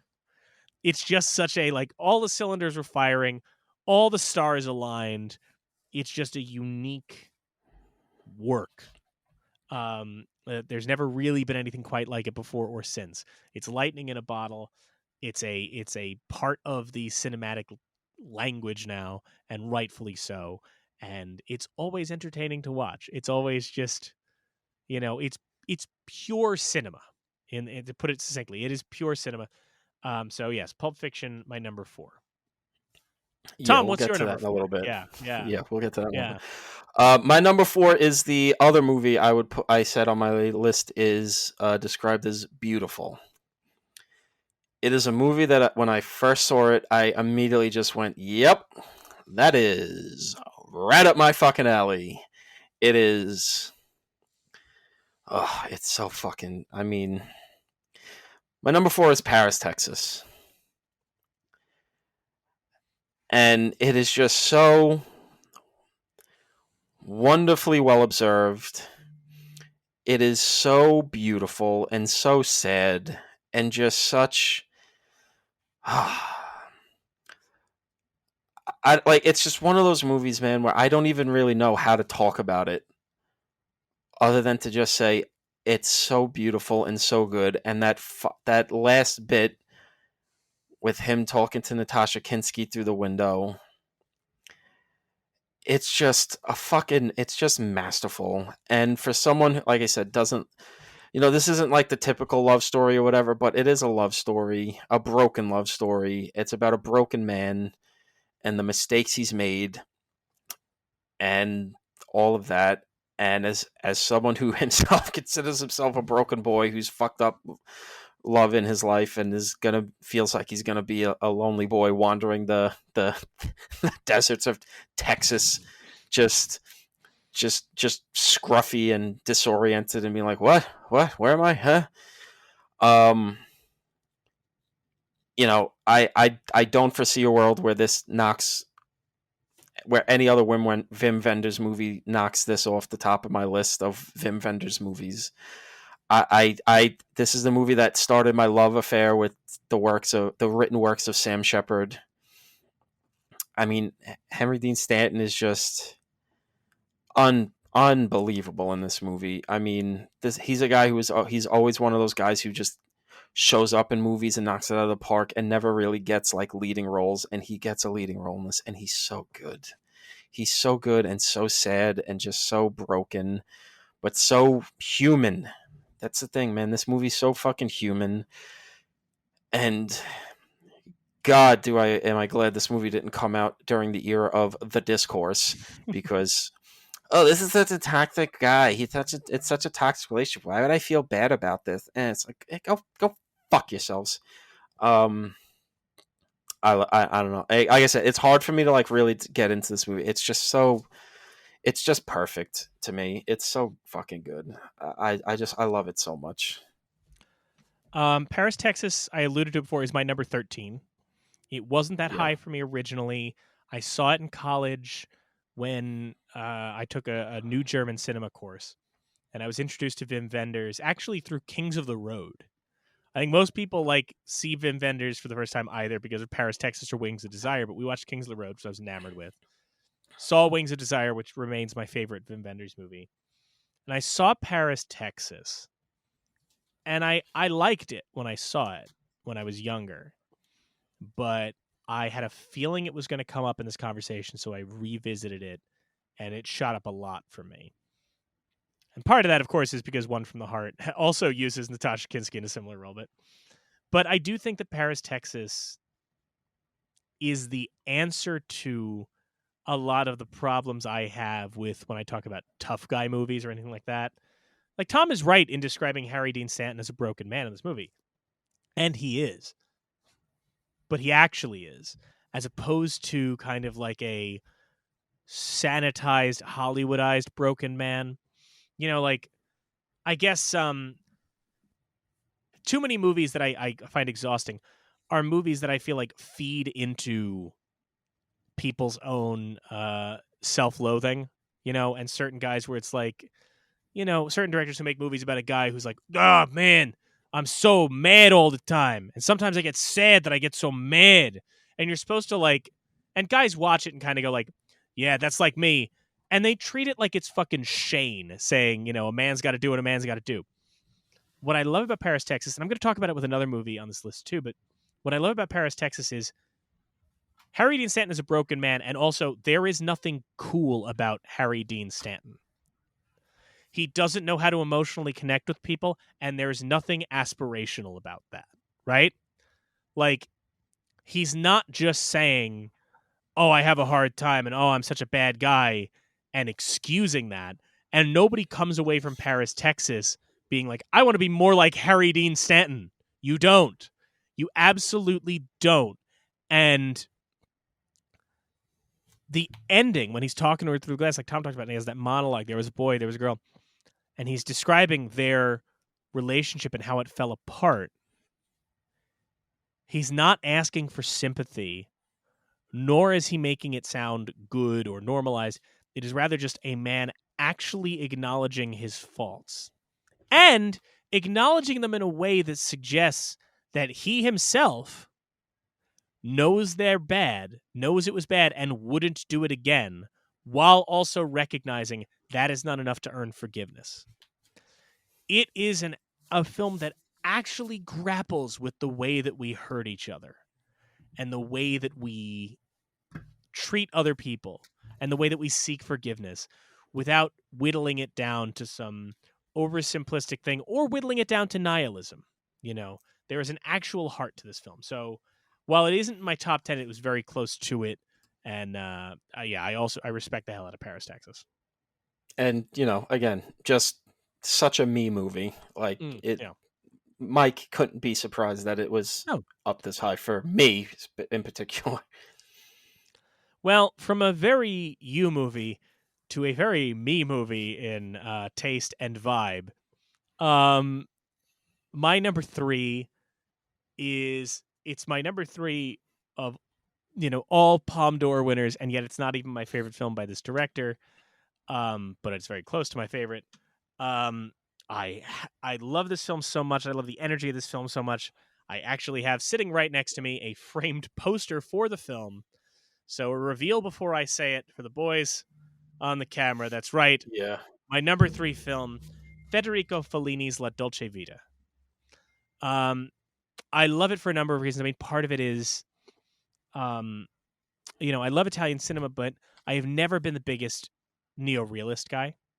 To some degree, I am. Like a film that I rank pretty highly here is like Tree of Wooden Clogs, or any of those. But I just love when you watch Fellini's career, and he starts as a bit of like he's in that neo-realist sandbox because you have to be, and that is the only thing you're allowed to do, and you're only allowed to show the misery of poverty and the quiet dignity of the poor, and blah, blah, blah, blah. And slowly but surely, you watch as Fellini just goes, I don't want to do that. Like, he finds ways to sneak that in, like in Knights of Cabirio, when he's like, well, yeah, sure, it's about a poor prostitute, but she's in a rich guy's house. And La Dolce Vita just flies in the face of all of that, of every bit of that. It is entirely about nice clothes and fancy cars and the vapidity of all of this. And he is really just playing around in high society. And the film makes you observe that high society, and the film gives you that energy, but it is never so pointed in its satire. It's never a White Lotus. It's never even a film we brought up before, a Parasite, where it is spelling out or like kind of laying out for you like, oh, these people are bad. It just is a display of decadence and a display of the emptiness of that decadence. And, our main character being somebody who gets to roam around in this world and obviously photograph it as a paparazzo, but he never fully gets to be a part of it. But what would fully getting to be a part of it even be? Because everybody who is in this world seems to be a little bit yearning to get out of it. I think one of the things about La Dolce Vita that I love so much too is, despite my rambling, it is a movie that's kind of hard to put into words. It's kind of a no answers, just vibes kind of movie in some senses. Like, it's much more enjoyable to watch than to talk about. But I think La Dolce Vita is just one of those movies that we talked about movies that redefine cinema. La Dolce Vita absolutely redefined cinema. In general, it solidified Federico Fellini as one of the greatest and most unique filmmakers. It redefined what movies can be and what they can feel like, because it was not Hollywood glamour, but it was still glamorous. I think of that soundtrack constantly. I think of that, so many images from that movie constantly. Just an absolute masterpiece of filmmaking. So my number 3 is La Dolce Vita. Yeah, La Dolce Vita is a good movie. I like it. I don't love it as much as Mike. Clearly, it's not on my top 10. I agree with, everything said. I really just think, honestly, the thing that holds me back from it is that I just think it's way too long. That's honestly like just the biggest thing in my opinion, is I think it's too long. I could have made its point a little with a little more pep in its step, but it's a good movie. I think anybody that hasn't seen it will like it. It's not a weird, like, obnoxious, obtuse fucking movie. Like, you're gonna have fun watching it. It's a good time. It's a good movie, and maybe not the best movie to start your Fellini binge off on, because again, it is so long, but really good movie. Not surprised Mike has had it on his list. Also, can we agree, maybe one of the sexiest casts ever compiled in a film? I mean, wouldn't argue there. It's pretty good in terms of sex appeal. I mean, even just Marcello alone, really. I mean, yeah, obviously. So my number 3, we're going to be talking yet again about All That Jazz. I mean, again, not a surprise for Mike. Mike knows me. He knows the kind of things I'm into. And he knows I'm into movies about broken, fucked up men, acknowledging how broken and fucked up they are while trying to just make it through the next day. In this guy's case, make it through the next day so he can make his art, the art that he knows is great, because he is great and everything he does is great.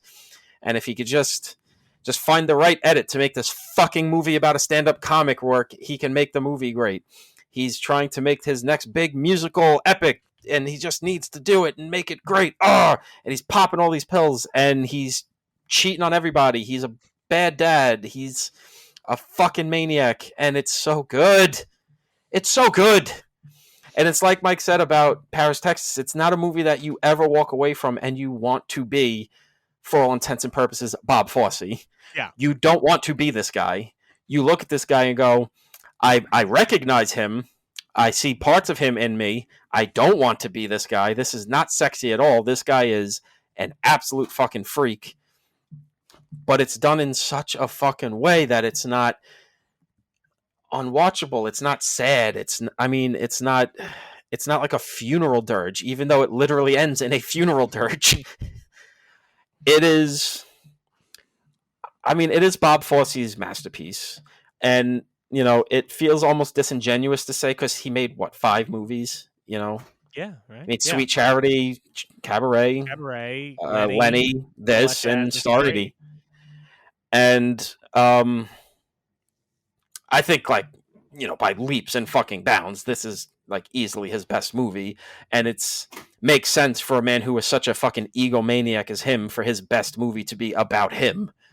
But it works. And it's like Mike says, there's this long history of movies like this about a director making a movie about themselves, basically, and making this semi-autobiographical, auto-critique about themselves that manages to get into a more universal, just storytelling space about the delusions we tell ourselves, our desire to make a mark, our flaws, our flaws overtaking our good intentions, all sorts of crazy shit that we all struggle with on a day-to-day basis. But done in such a flamboyant package, and fucking hell is this Roy Scheider's best performance. I mean, Jesus H. Christ.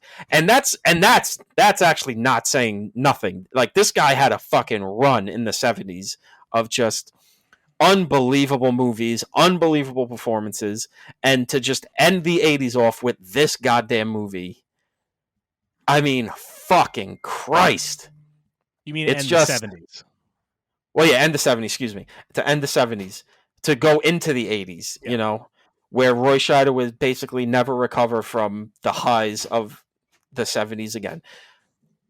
I mean, this movie's a masterpiece. It's an unrelenting masterpiece that I love my movies about broken men because I see myself in them, but it's very honest. It's very human. It doesn't promote this life. It doesn't promote this way. It's just, so fucking good. And I'm glad this one actually has a Criterion, because this movie needs to be available for everybody to see. It's so good. So good. Number 3. Let's go, baby. Let's go. There's a world where we have the same number 2. I think we might. I think we might. My number 2 is either your number 2 or your number 1. And it's going with your conversation about movies about broken men. It's not. This is the epitome of the movie about broken men. Yeah. It's Martin Scorsese's Taxi Driver. Yeah, that's my number 2. It is really true. I hate to say this, but and be so dismissive, but it's a masterpiece. It's an unimpeachable masterpiece. Yeah. When I was talking about Harry Dean Stanton in Paris, Texas, as a broken man, Travis Bickle, to me, even though maybe some people do find him aspirational, the really fucked up ones, he's not. There's nothing cool about him. He is not, in fact, a tough guy in any way. He's just mentally ill. Yeah. His superpower is he's mentally ill. He just wants to start fights. And he wants to start fights with no one in particular. He wants to assassinate politicians just because he's mad. He wants to kill people just because he's mad. The entire thing of Taxi Driver and Travis Bickle is the reality of what so many of these, air quotes, tough guys are, which is, I think one of the things that got lost in a show like Breaking Bad, and there's a reason I bring this up, is that because of what we find out about Walter White and his relationship to the people he worked in the company with and all that, by the end of that show, you're supposed to see him as pathetic. But he has been so fucking cool for so much of that show, for so many people, that you can't see him as pathetic, the same way that, like, so many people miss the point of Scarface. Because even though he dies dead in a pool with everything ruined around him, he seems cool for the first part of the movie. Travis Bickle is pathetic. Yep. For the whole movie, he's pathetic. And I think that that is especially shown by the fact that you give us that relationship of him and oh my God, I'm forgetting her name, Sybil Shepherd, where he takes her to like the porno theater. And he's like, what? No, lots of people going to see this movie. Lots of people go to see the movie. What are you talking about? He's pathetic. He's sad and pathetic. And like all these people I talk about all the time who go, you know, that'd be me. I'd be Walter White. No, you wouldn't. Like you wouldn't. You know why I know you wouldn't? Guy in his 50s on Long Island. It's because the doctor told you a couple more cheeseburgers and you'll die, and you just kept eating cheeseburgers and smoking cigarettes. Like if you got a death sentence from the doctor, you would just keep being sad about it. At most, you would be a Travis Bickle, a guy who's like, this is it. I'm going to go out on top with a gun. And then most people just go, what the fuck was that about? That's the thing about Travis Bickle that's so compelling is that it is just the movie is start to finish a portrait of loneliness, a portrait of instability, and a portrait of a pathetic little man. I think that in the 70s when we were reeling with so many assassinations done by so many unwell people, it's reflected in Taxi Driver. It's reflected in Nashville. That they were very quick to kind of just point to like, these guys are fucked up. Like these are just fucked up, sad, lonely bastards. And there's no rhyme or reason to it. And in the decades since we tried to ascribe meaning to it, in much the same way that like in the opposite direction, a movie that won the Palme d'Or years later, Gus Van Sant's Elephant, probably felt profound when it came out in 2003, when it's like, yeah, look at these bullied, lonely kids that shoot up a school. And now we watch Elephant and it's like, holy shit, this is so empty. And this is so like trying to pop psychology, something that we know is a different epidemic in this country. I think that Taxi Driver correctly diagnoses what the epidemic was in this country then and kind of now. And that's to say nothing of an incredible performance by Jodie Foster. And I think the perfect blend of Scorsese and Schrader, because it is maybe the perfect Paul Schrader script that Scorsese actually saves him from his worst demons on, it's a perfect movie. And it is not just a great movie. It's in the pantheon of like truly great American movies that capture what this country is. So Taxi Driver is my number 2.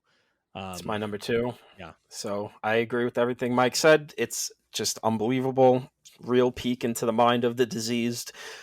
Also, I feel like a thing that really a lot of people don't talk about when they talk about this movie is I feel like it was the first, if not the first, maybe one of the first and probably the biggest to do it this early, was to really focus on a Vietnam vet and kind of show like, look what this war did to this. Like, look what's coming back from this war. Like, this war's completely broken this man's mind. He doesn't know how to be a human being anymore. And it's not like about that. It's like a throwaway line when he's applying for a job at the beginning. Oh yeah, you're a Marine. Yeah, I served in Nam, blah, blah, blah. When Joe Spinell, the fucking maniac, from Maniac, is like hiring him for the job. It's just this throwaway line. It's like, oh, he served in Vietnam. And that's like, honestly, everything you need to know. It's like, oh, okay, this guy's not well. And then you keep seeing, oh, he's really not well. Oh, he doesn't know how to be a human being anymore because of what this thing did to him. And this is definitely Marty and Schrader's best team up together, like by far. And I wouldn't say that. Raging Bull, but to your point, though, you're saying the most Schraderism. This is the most Schradery. To what you were saying about things that don't get talked about enough, the social satire of this also, the fact that it also addresses how we as a society don't know how to work outside of binaries. Yeah. You know, this is something we talk about a lot now, but like trying to divide things into, well, there are good people and there are bad people. And also, if you do good, you must be a good person. If you do bad, you must be a bad person. The fact that it ends with the newspaper writing up what a great guy Travis Bickle was for rescuing this young girl and how wonderful and what a good person he is when he just wanted to kill people. Like, Yeah. he just goes in and blows these people away because he had an unhealthy obsession with a girl and basically, you know, puts his little finger gun to his head covered in blood, and we call him a hero for that, which feeds into that Vietnam metaphor you're describing where, you know, we send someone to go be a killer and then we celebrate them for it, and then we wonder how they're so messed up. And, They the killed for the Vietnam right thing reason. of, yeah, and the Vietnam thing of just we turned him into a killing machine. He comes back. He doesn't know what to do. So what's the only thing he knows how to do? Kill. Yeah. He thinks killing Palantine is going to get back at that bitch who, dumped him. And then it's like, well, that's not going to work. So let me kill the pimp that's, hurting this little girl that I like for some fucking reason. And it's, the quote unquote right thing to do. So it's just, it's, yeah, like it's just every little thing in that movie is just Marty and Schrader and De Niro and Jody and Keitel and Sybil and Albert Brooks is just great in his little bits of just kind of, like, look at this little guy, like who, like he's just a little dick, like who is this guy, like this guy, like who cares? It's just perfect. It is perfect, and it's fucking crazy that a movie this perfect even exists. And fuck, such a good movie. All right, so that was both our number twos. So what's your number one? Well, that's what's interesting is you notice I've mentioned a lot of the canonical classics, and I've also mentioned a lot of movies I love.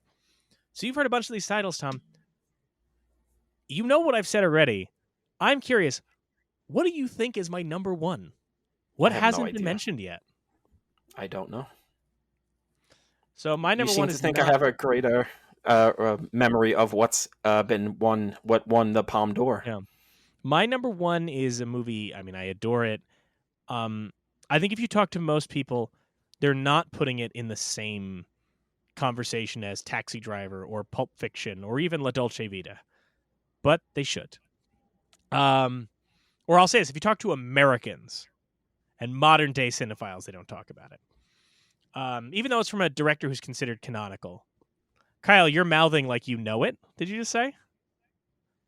You don't. No, maybe. No, I don't. I don't. I cannot Okay. imagine this is what you're thinking of. I would love if it okay. was. Thank but God. Okay, great. I was like, is he doing what I think he's doing? No. All right, continue. No. But it is, I think if you talk to non-Americans, particularly the British, they know this film a lot better. It's from a well-known director, but it's a director best known for epics. And we were just talking about the disparity, how I love movies that either go so big or do so much with so little. If you know David Lean, you know David Lean for Bridge on the River Kwai, or Passage to India, or Dr. Zhivago, or a movie that we are going to talk about in our upcoming season, Lawrence of Arabia. But he also made an 86-minute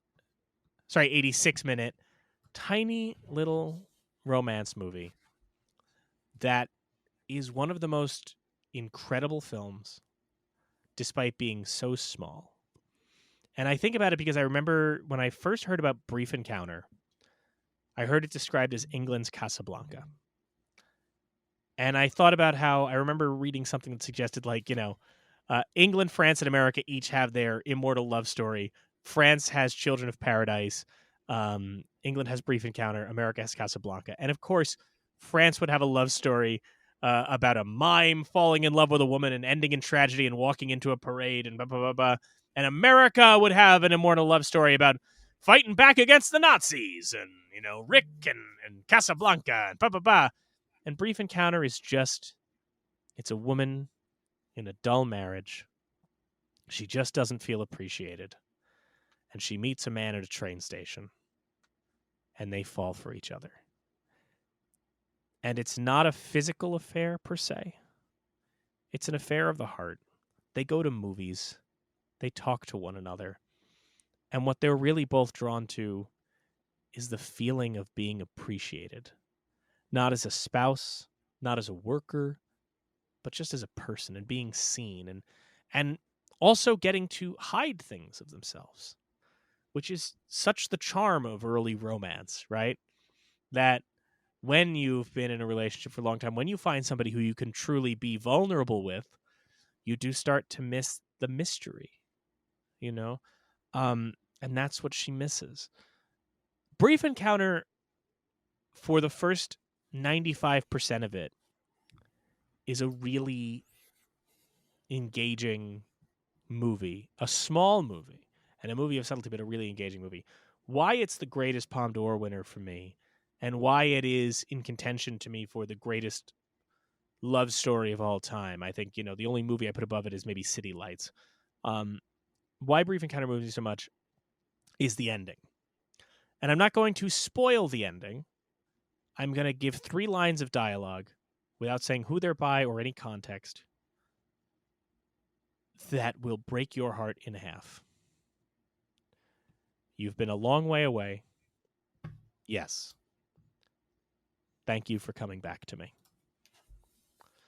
You've mentioned this before. I can't remember which episode, but I remember this as an intro before. It shatters me because it changes your entire perspective on the movie. It changes your entire perspective on relationships in general. A weird comparison I think I make sometimes to it is nobody would put these two movies together, but it almost reminds me of Eyes Wide Shut, in the sense that, people think that movie's about weird sex cults when it's really just about like the strange things that go on when you've been in a relationship for a long time and how you grapple with jealousy and feeling unwanted. That's what Brief Encounter is about. It's about somebody finding a part of themselves again and about understanding. And I think that it captures that in under 90 minutes. It captures it better, more succinctly, and more subtly than any movie ever has. And that, to me, makes it so much more true than any of the hyperbolic romance films we get anywhere else. So that's why, to me, Brief Encounter is my number one. It's the greatest film to win the Palme d'Or, even though it won it in one of those weird batch years. It just is it pulls off a magic trick that no movie should under those constraints. It's incredible. Yeah, listen, I love Brief Encounter. Honestly, the only reason it's not on this list is because it's in one of those weird batch years, and I just said I'm not gonna. Just a weird little ground rule I set for myself. Like I'm not gonna put one of the movies from in there in it, even though Brief Encounter is amazing. It definitely would have knocked Barton Fink off the list. I don't know where it would have fallen. It might have been in my top 5. Definitely in the top 10 though. Brief Encounter is amazing. David Lean is amazing. It never ceases to amaze me that this guy went from movies like this and his fucking Dickens adaptations to being like the epic guy. The guy that made the biggest fucking movies ever made. So, but yeah, this Brief Encounter is unbelievable. Everybody should go fucking watch it. It's a beautiful, sad, just tragic little, just so fucking good. I mean, yeah, Tom's seal of approval. So, hold on. I asked you to guess my number one pick. I think it's only fair that I guess your number one pick. Okay, what's my number one pick? It's pretty obvious. It's Ruben Östlund's The Square. Obviously. Yeah. You love nothing you love more than Ruben Östlund's The Square. One of the 2 movies I do not like on this fucking list. I knew that one. I'm fascinated what the other one is. Well, we'll get into it in a sec. But obviously my number one... I mean, I don't know. We'll talk about it at some point, be it on this episode or just in text messages. But my number one, because I said it's higher up before, it's Pulp Fiction. There's no other real estate, so it has to be number one. Everything Mike said is true. It's a movie. I literally have a tattoo of Pulp Fiction on me. Like, it's a movie that is quite literally a part of my being at this point. I love it so much. I don't know, like it's definitely Quentin's best movie. I think it's still his best movie. He's made some that I might say I like as favorites more. I definitely watch Once Upon a Time in Hollywood a lot more. I love what he did with The Hateful Eight, and I really do love what he did with Django Unchained. the way he mixes the deep themes with his populist way of making movies. They're fun to watch, but really deep. But Pulp Fiction is just this lightning in a bottle fucking moment. It is the movie that was the shot across the bow that said, I am here. You have to reckon with me now. And I'm not going away. Unlike everybody else in the fucking 90s indie scene other than Soderbergh. And even Soderbergh, I don't think has the same cachet that Quentin has 30 years later. It's just a perfect movie about movies, about stories, but also, and it's literally, the title is Pulp Fiction. He's telling these multiple stories that are just pulp stories. We've read and watched movies about these stories before. The two hitmen going on a job gone wrong. The palooka who doesn't take the dive and has to run from the gangsters. The lovesick lovers who can't be together. It's just, but just in the way he's able to do it, the magic of how everything intersects, and the way the characters are written. You've never seen characters like them. You've never heard people talk like them. It's just, Mike said it before. It's a lot of movie that a lot of people was their gateway into movies. This was the movie that was like, I'd loved movies before, but this was the one where I was like, oh wait, you have, like, there's somebody that writes these things. Like, somebody has to do this. This doesn't just happen. And I'm gonna love this movie the rest of the time, the rest of my life. God hope it's short one, but the rest of my life. It's in my top 5. It just in movies in general. I love this fucking movie, and truly insane that it won the Palme d'Or, and I'm so happy it did. So it is my number 1, Pulp Fiction. Now, before we wrap up with Tom trying to guess which films are also in the registry that won the Palme d'Or, Kyle, I know we kind of threw this one at you, but do you have any thoughts on the subject of the Palme d'Or? Any movies that won that you like? Any movies that we talked about during this conversation that you haven't seen that you're intrigued by? Any thoughts you want to lay about the Palme d'Or, the Cannes Film Festival, before we wind this bad boy down? I thought like the Palme d'Or was some sort of lotion when you mentioned it, so that's how little understanding I knew about it going in. But after just kind of looking at the list, I was sort of surprised in how many I had seen. I mean, obviously, most recently, I've seen Titan, Parasite, as we've talked about, probably my favorite on this list. I'm trying to see. Oh, obviously, Fahrenheit 9/11. I don't believe I've actually seen The Pianist. Listen, if you're going to watch one piano playing Palme d'Or winner, I would recommend The Piano rather than The Pianist, but nothing against The Pianist. Just is it not The Piano? Oh, are there two? Well, there are yeah. two. Oh, there are two. I thought I was sitting here being like, wait, did I say it wrong? Like... No, The Pianist is the Roman Polanski film about Władysław Spielman that got Adrian Brody the Oscar. The Piano is Jane Campion's film, which made her the first woman to ever win the Palme d'Or. And now, since then, there's been one other. Doing great, Cannes. Oh, Ruben Östlund gets 2. I guess I've also seen Dumbo as well. That's probably the oldest movie on this list that I've seen. So that's why there was a part of me that's like, there's no way that you're going to go here and make a freaking pitch for Dumbo as your number 1. Dumbo's on my list, but it's not. I forget where the fuck is Dumbo on my list. I think it's cool that it got the Palme, even though it was during that split year. Dumbo is 23 for me. Wow, what weird company. Dumbo is sandwiched between Blue is the Warmest Color and The Tin Drum. Oh, what a triple feature. 2 movies with very controversial sex scenes. Oh, I've obviously seen Pulp Fiction as well, because if I said I didn't, then Tom would fucking kill me. So you know what I'm surprised by? Tom, I thought Wages of Fear was showing up for you. I haven't seen it. Really? Oh. It's been one I've been meaning to see since I saw Sorcerer, but I just haven't gotten around to seeing Wages of Fear yet. But I know it'll be great. Before we have you guess the movies in the registry, and we don't have to keep this in for anybody else. In fact, Kyle, if you're up for it, beep it out when he says it so we leave the audience in suspense. Tom, what is the other Palme d'Or winner that you don't like? And Kyle, get ready to beep it for the audience. I want to keep them in suspense. Oh, fuck you. Oh well. I can't stand. I can't I stand that know. fucking Oh movie. well. That just like he's No, just no, one of those don't guys. say it. Don't say anymore. I want it to just beep the title and the director, and have No, to be everybody going, clear, this "What has is he all got against no. Costa Gavras's This is Mystic?" all. This is all for me now. I'm letting him. I'm like, I get you. You know, I'm self-aware enough. I appreciate his films. You know. You know what movie I saw for this? No, I mean, I can't get into this on mic. I have a movie I want to rant about, but I'm not going to do it now. We've been keeping people too long. All right, so Tom, normally at the end of Yeah. a regular episode of You're Missing Out, we have you guess what a film was nominated for.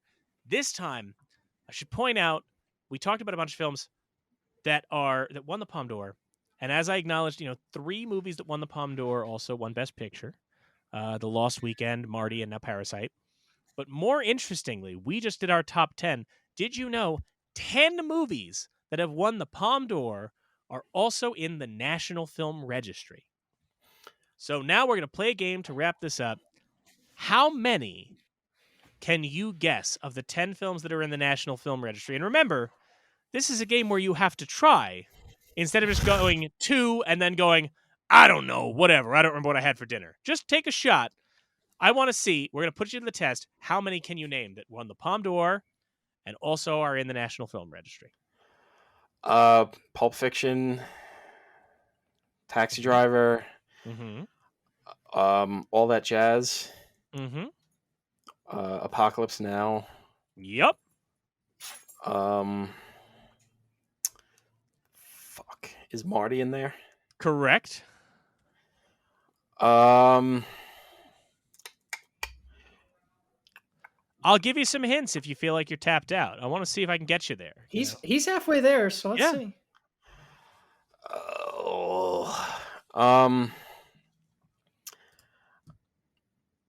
Dumbo. Correct. Okay. I forgot you said Dumbo.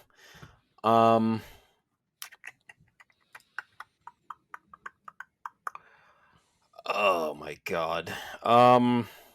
Is MASH in there? Yes. Boy. You are missing 3. 3. Only 3. You're at a 70% right now.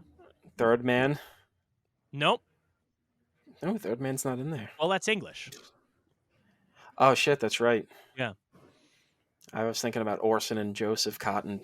I wasn't thinking about the movie itself. Yeah, that's the one Orson Welles Palme d'Or winner where he's not in blackface. 2 hour, detriment, to be honest. It's so fucking weird seeing him in blackface. To be clear for anyone listening, Orson Welles did a film version of Othello that won the Palme d'Or, where he plays Othello and decides to do it the Shakespearean way. Mm-hmm. It's upsetting to watch. Which is fucked up because before he was doing movies, he did an all-black version of, was it Othello on stage? No, wasn't it Macbeth? Okay, Macbeth, one of the fucking Shakespeare things. I forget which, but Yeah. like he broke ground doing it. So I can't think of anything else at this point. Okay, so I got 7. All right, hang on. I'll give you a hint. 1, you mentioned Apocalypse Now. Francis Ford Coppola, one of the few directors to win 2 Palme d'Ors. Oh, The Conversation. The Conversation is in the registry. The other 2, very different. Now, I mentioned up top, 3 movies have won the Palme d'Or and Best Picture. Marty, Parasite, and The Lost Weekend. Correct. And there's only one more. Do you have the name? It is a... How do I even hint at this? It's a movie you kind of feel surprised won the Palme. It won it over Do the Right Thing, I believe, which is what I would give the Palme. But it was part of that... It was like 1989. It was the kickoff of that indie wave. Oh, Sex, Lies, and Videotape. Correct. There we go. Those are the 10 movies that won the Palme d'Or and are in the National Film Registry. Now, we have not talked about any of them yet on this show, but obviously, as the show goes on and as the seasons go on, we will talk about all of them, which leads us into saying, guys, stick around. If for some reason this is the first time you've listened to this show, interesting choice. We don't normally talk about Palme d'Or winners, but we will be talking about a lot of these films because we talk about the films inducted into the National Film Registry. The Palme d'Or is an award given out at a film festival that tries to recognize which films are the best and will have longevity. Sometimes they get it right. Sometimes they get it very wrong. Sometimes they give it to Apocalypse Now, a movie we're still talking about today. Sometimes they give it to Scarecrow, a movie 90% of people don't know exists. But the National Film Registry, by virtue of inducting these films at least 10 years after they were released, acknowledges the films that actually do have longevity and have cultural relevance. And on this show, what we do is we take a look at the films selected by the National Film Registry and talk about not if, but why they matter. We have our third season coming up. We'll be talking about a lot of films that are at least adjacent to movies we talked about today. We talked about David Lean, so we will be talking about Lawrence of Arabia. We acknowledged Roman Polanski's The Pianist. We're going to talk about Roman Polanski's Chinatown. That's going to be a fun one to dance around. Nothing controversial there. In any event, I'm seeing right into that shit. Yeah. In any event, we're doing a lot of interesting stuff on season 3. We have already started booking guests. We're going to start recording soon. So stick around on this feed if this is your first time here. But mainly, I wanted to wrap this up by saying thank you in a way that kind of got to do at the end of the episode. But as we talked about, the reason we're doing a Palme D'Or episode is that over on the podcast Like It's 1999 podcast feed, Tom and I are on their show discussing 1999's Palme D'Or winner, Rosetta, by the Dardenne brothers. It's certainly an interesting discussion. And we just want to take this time at the end of this to say thank you to Kenny, to Phil, to the entire show podcast, Like It's 1999. Been great friends of ours. You've heard them on our show. You're going to hear them again on our show. But, we started podcasting around the same time. We've been on this journey together, and they went from being a show we listen to, a show we've been on, to people we consider friends. So Phil, Kenny, Ernie, the whole crew, from all of us here to all of you, thank you so much for 5 great years and for a hell of a show, for having us on it. And if you guys have not checked out the show, check it out. Start with the Rosetta episode, work your way back, work your way forward. They've had some incredible people on. We were so grateful to be part of that. So check out Podcast Like It's 1999 and make sure you stick around here on You're Missing Out for season 3, for registry picks, for all kinds of fun stuff. Guys, thank you so much for joining us once again. I'm going to try this, see if it works. Maybe we'll ditch it before we start season 3. But once again, I have been Mike. And I am Tom. Thank you guys for joining us here on You're Missing Out.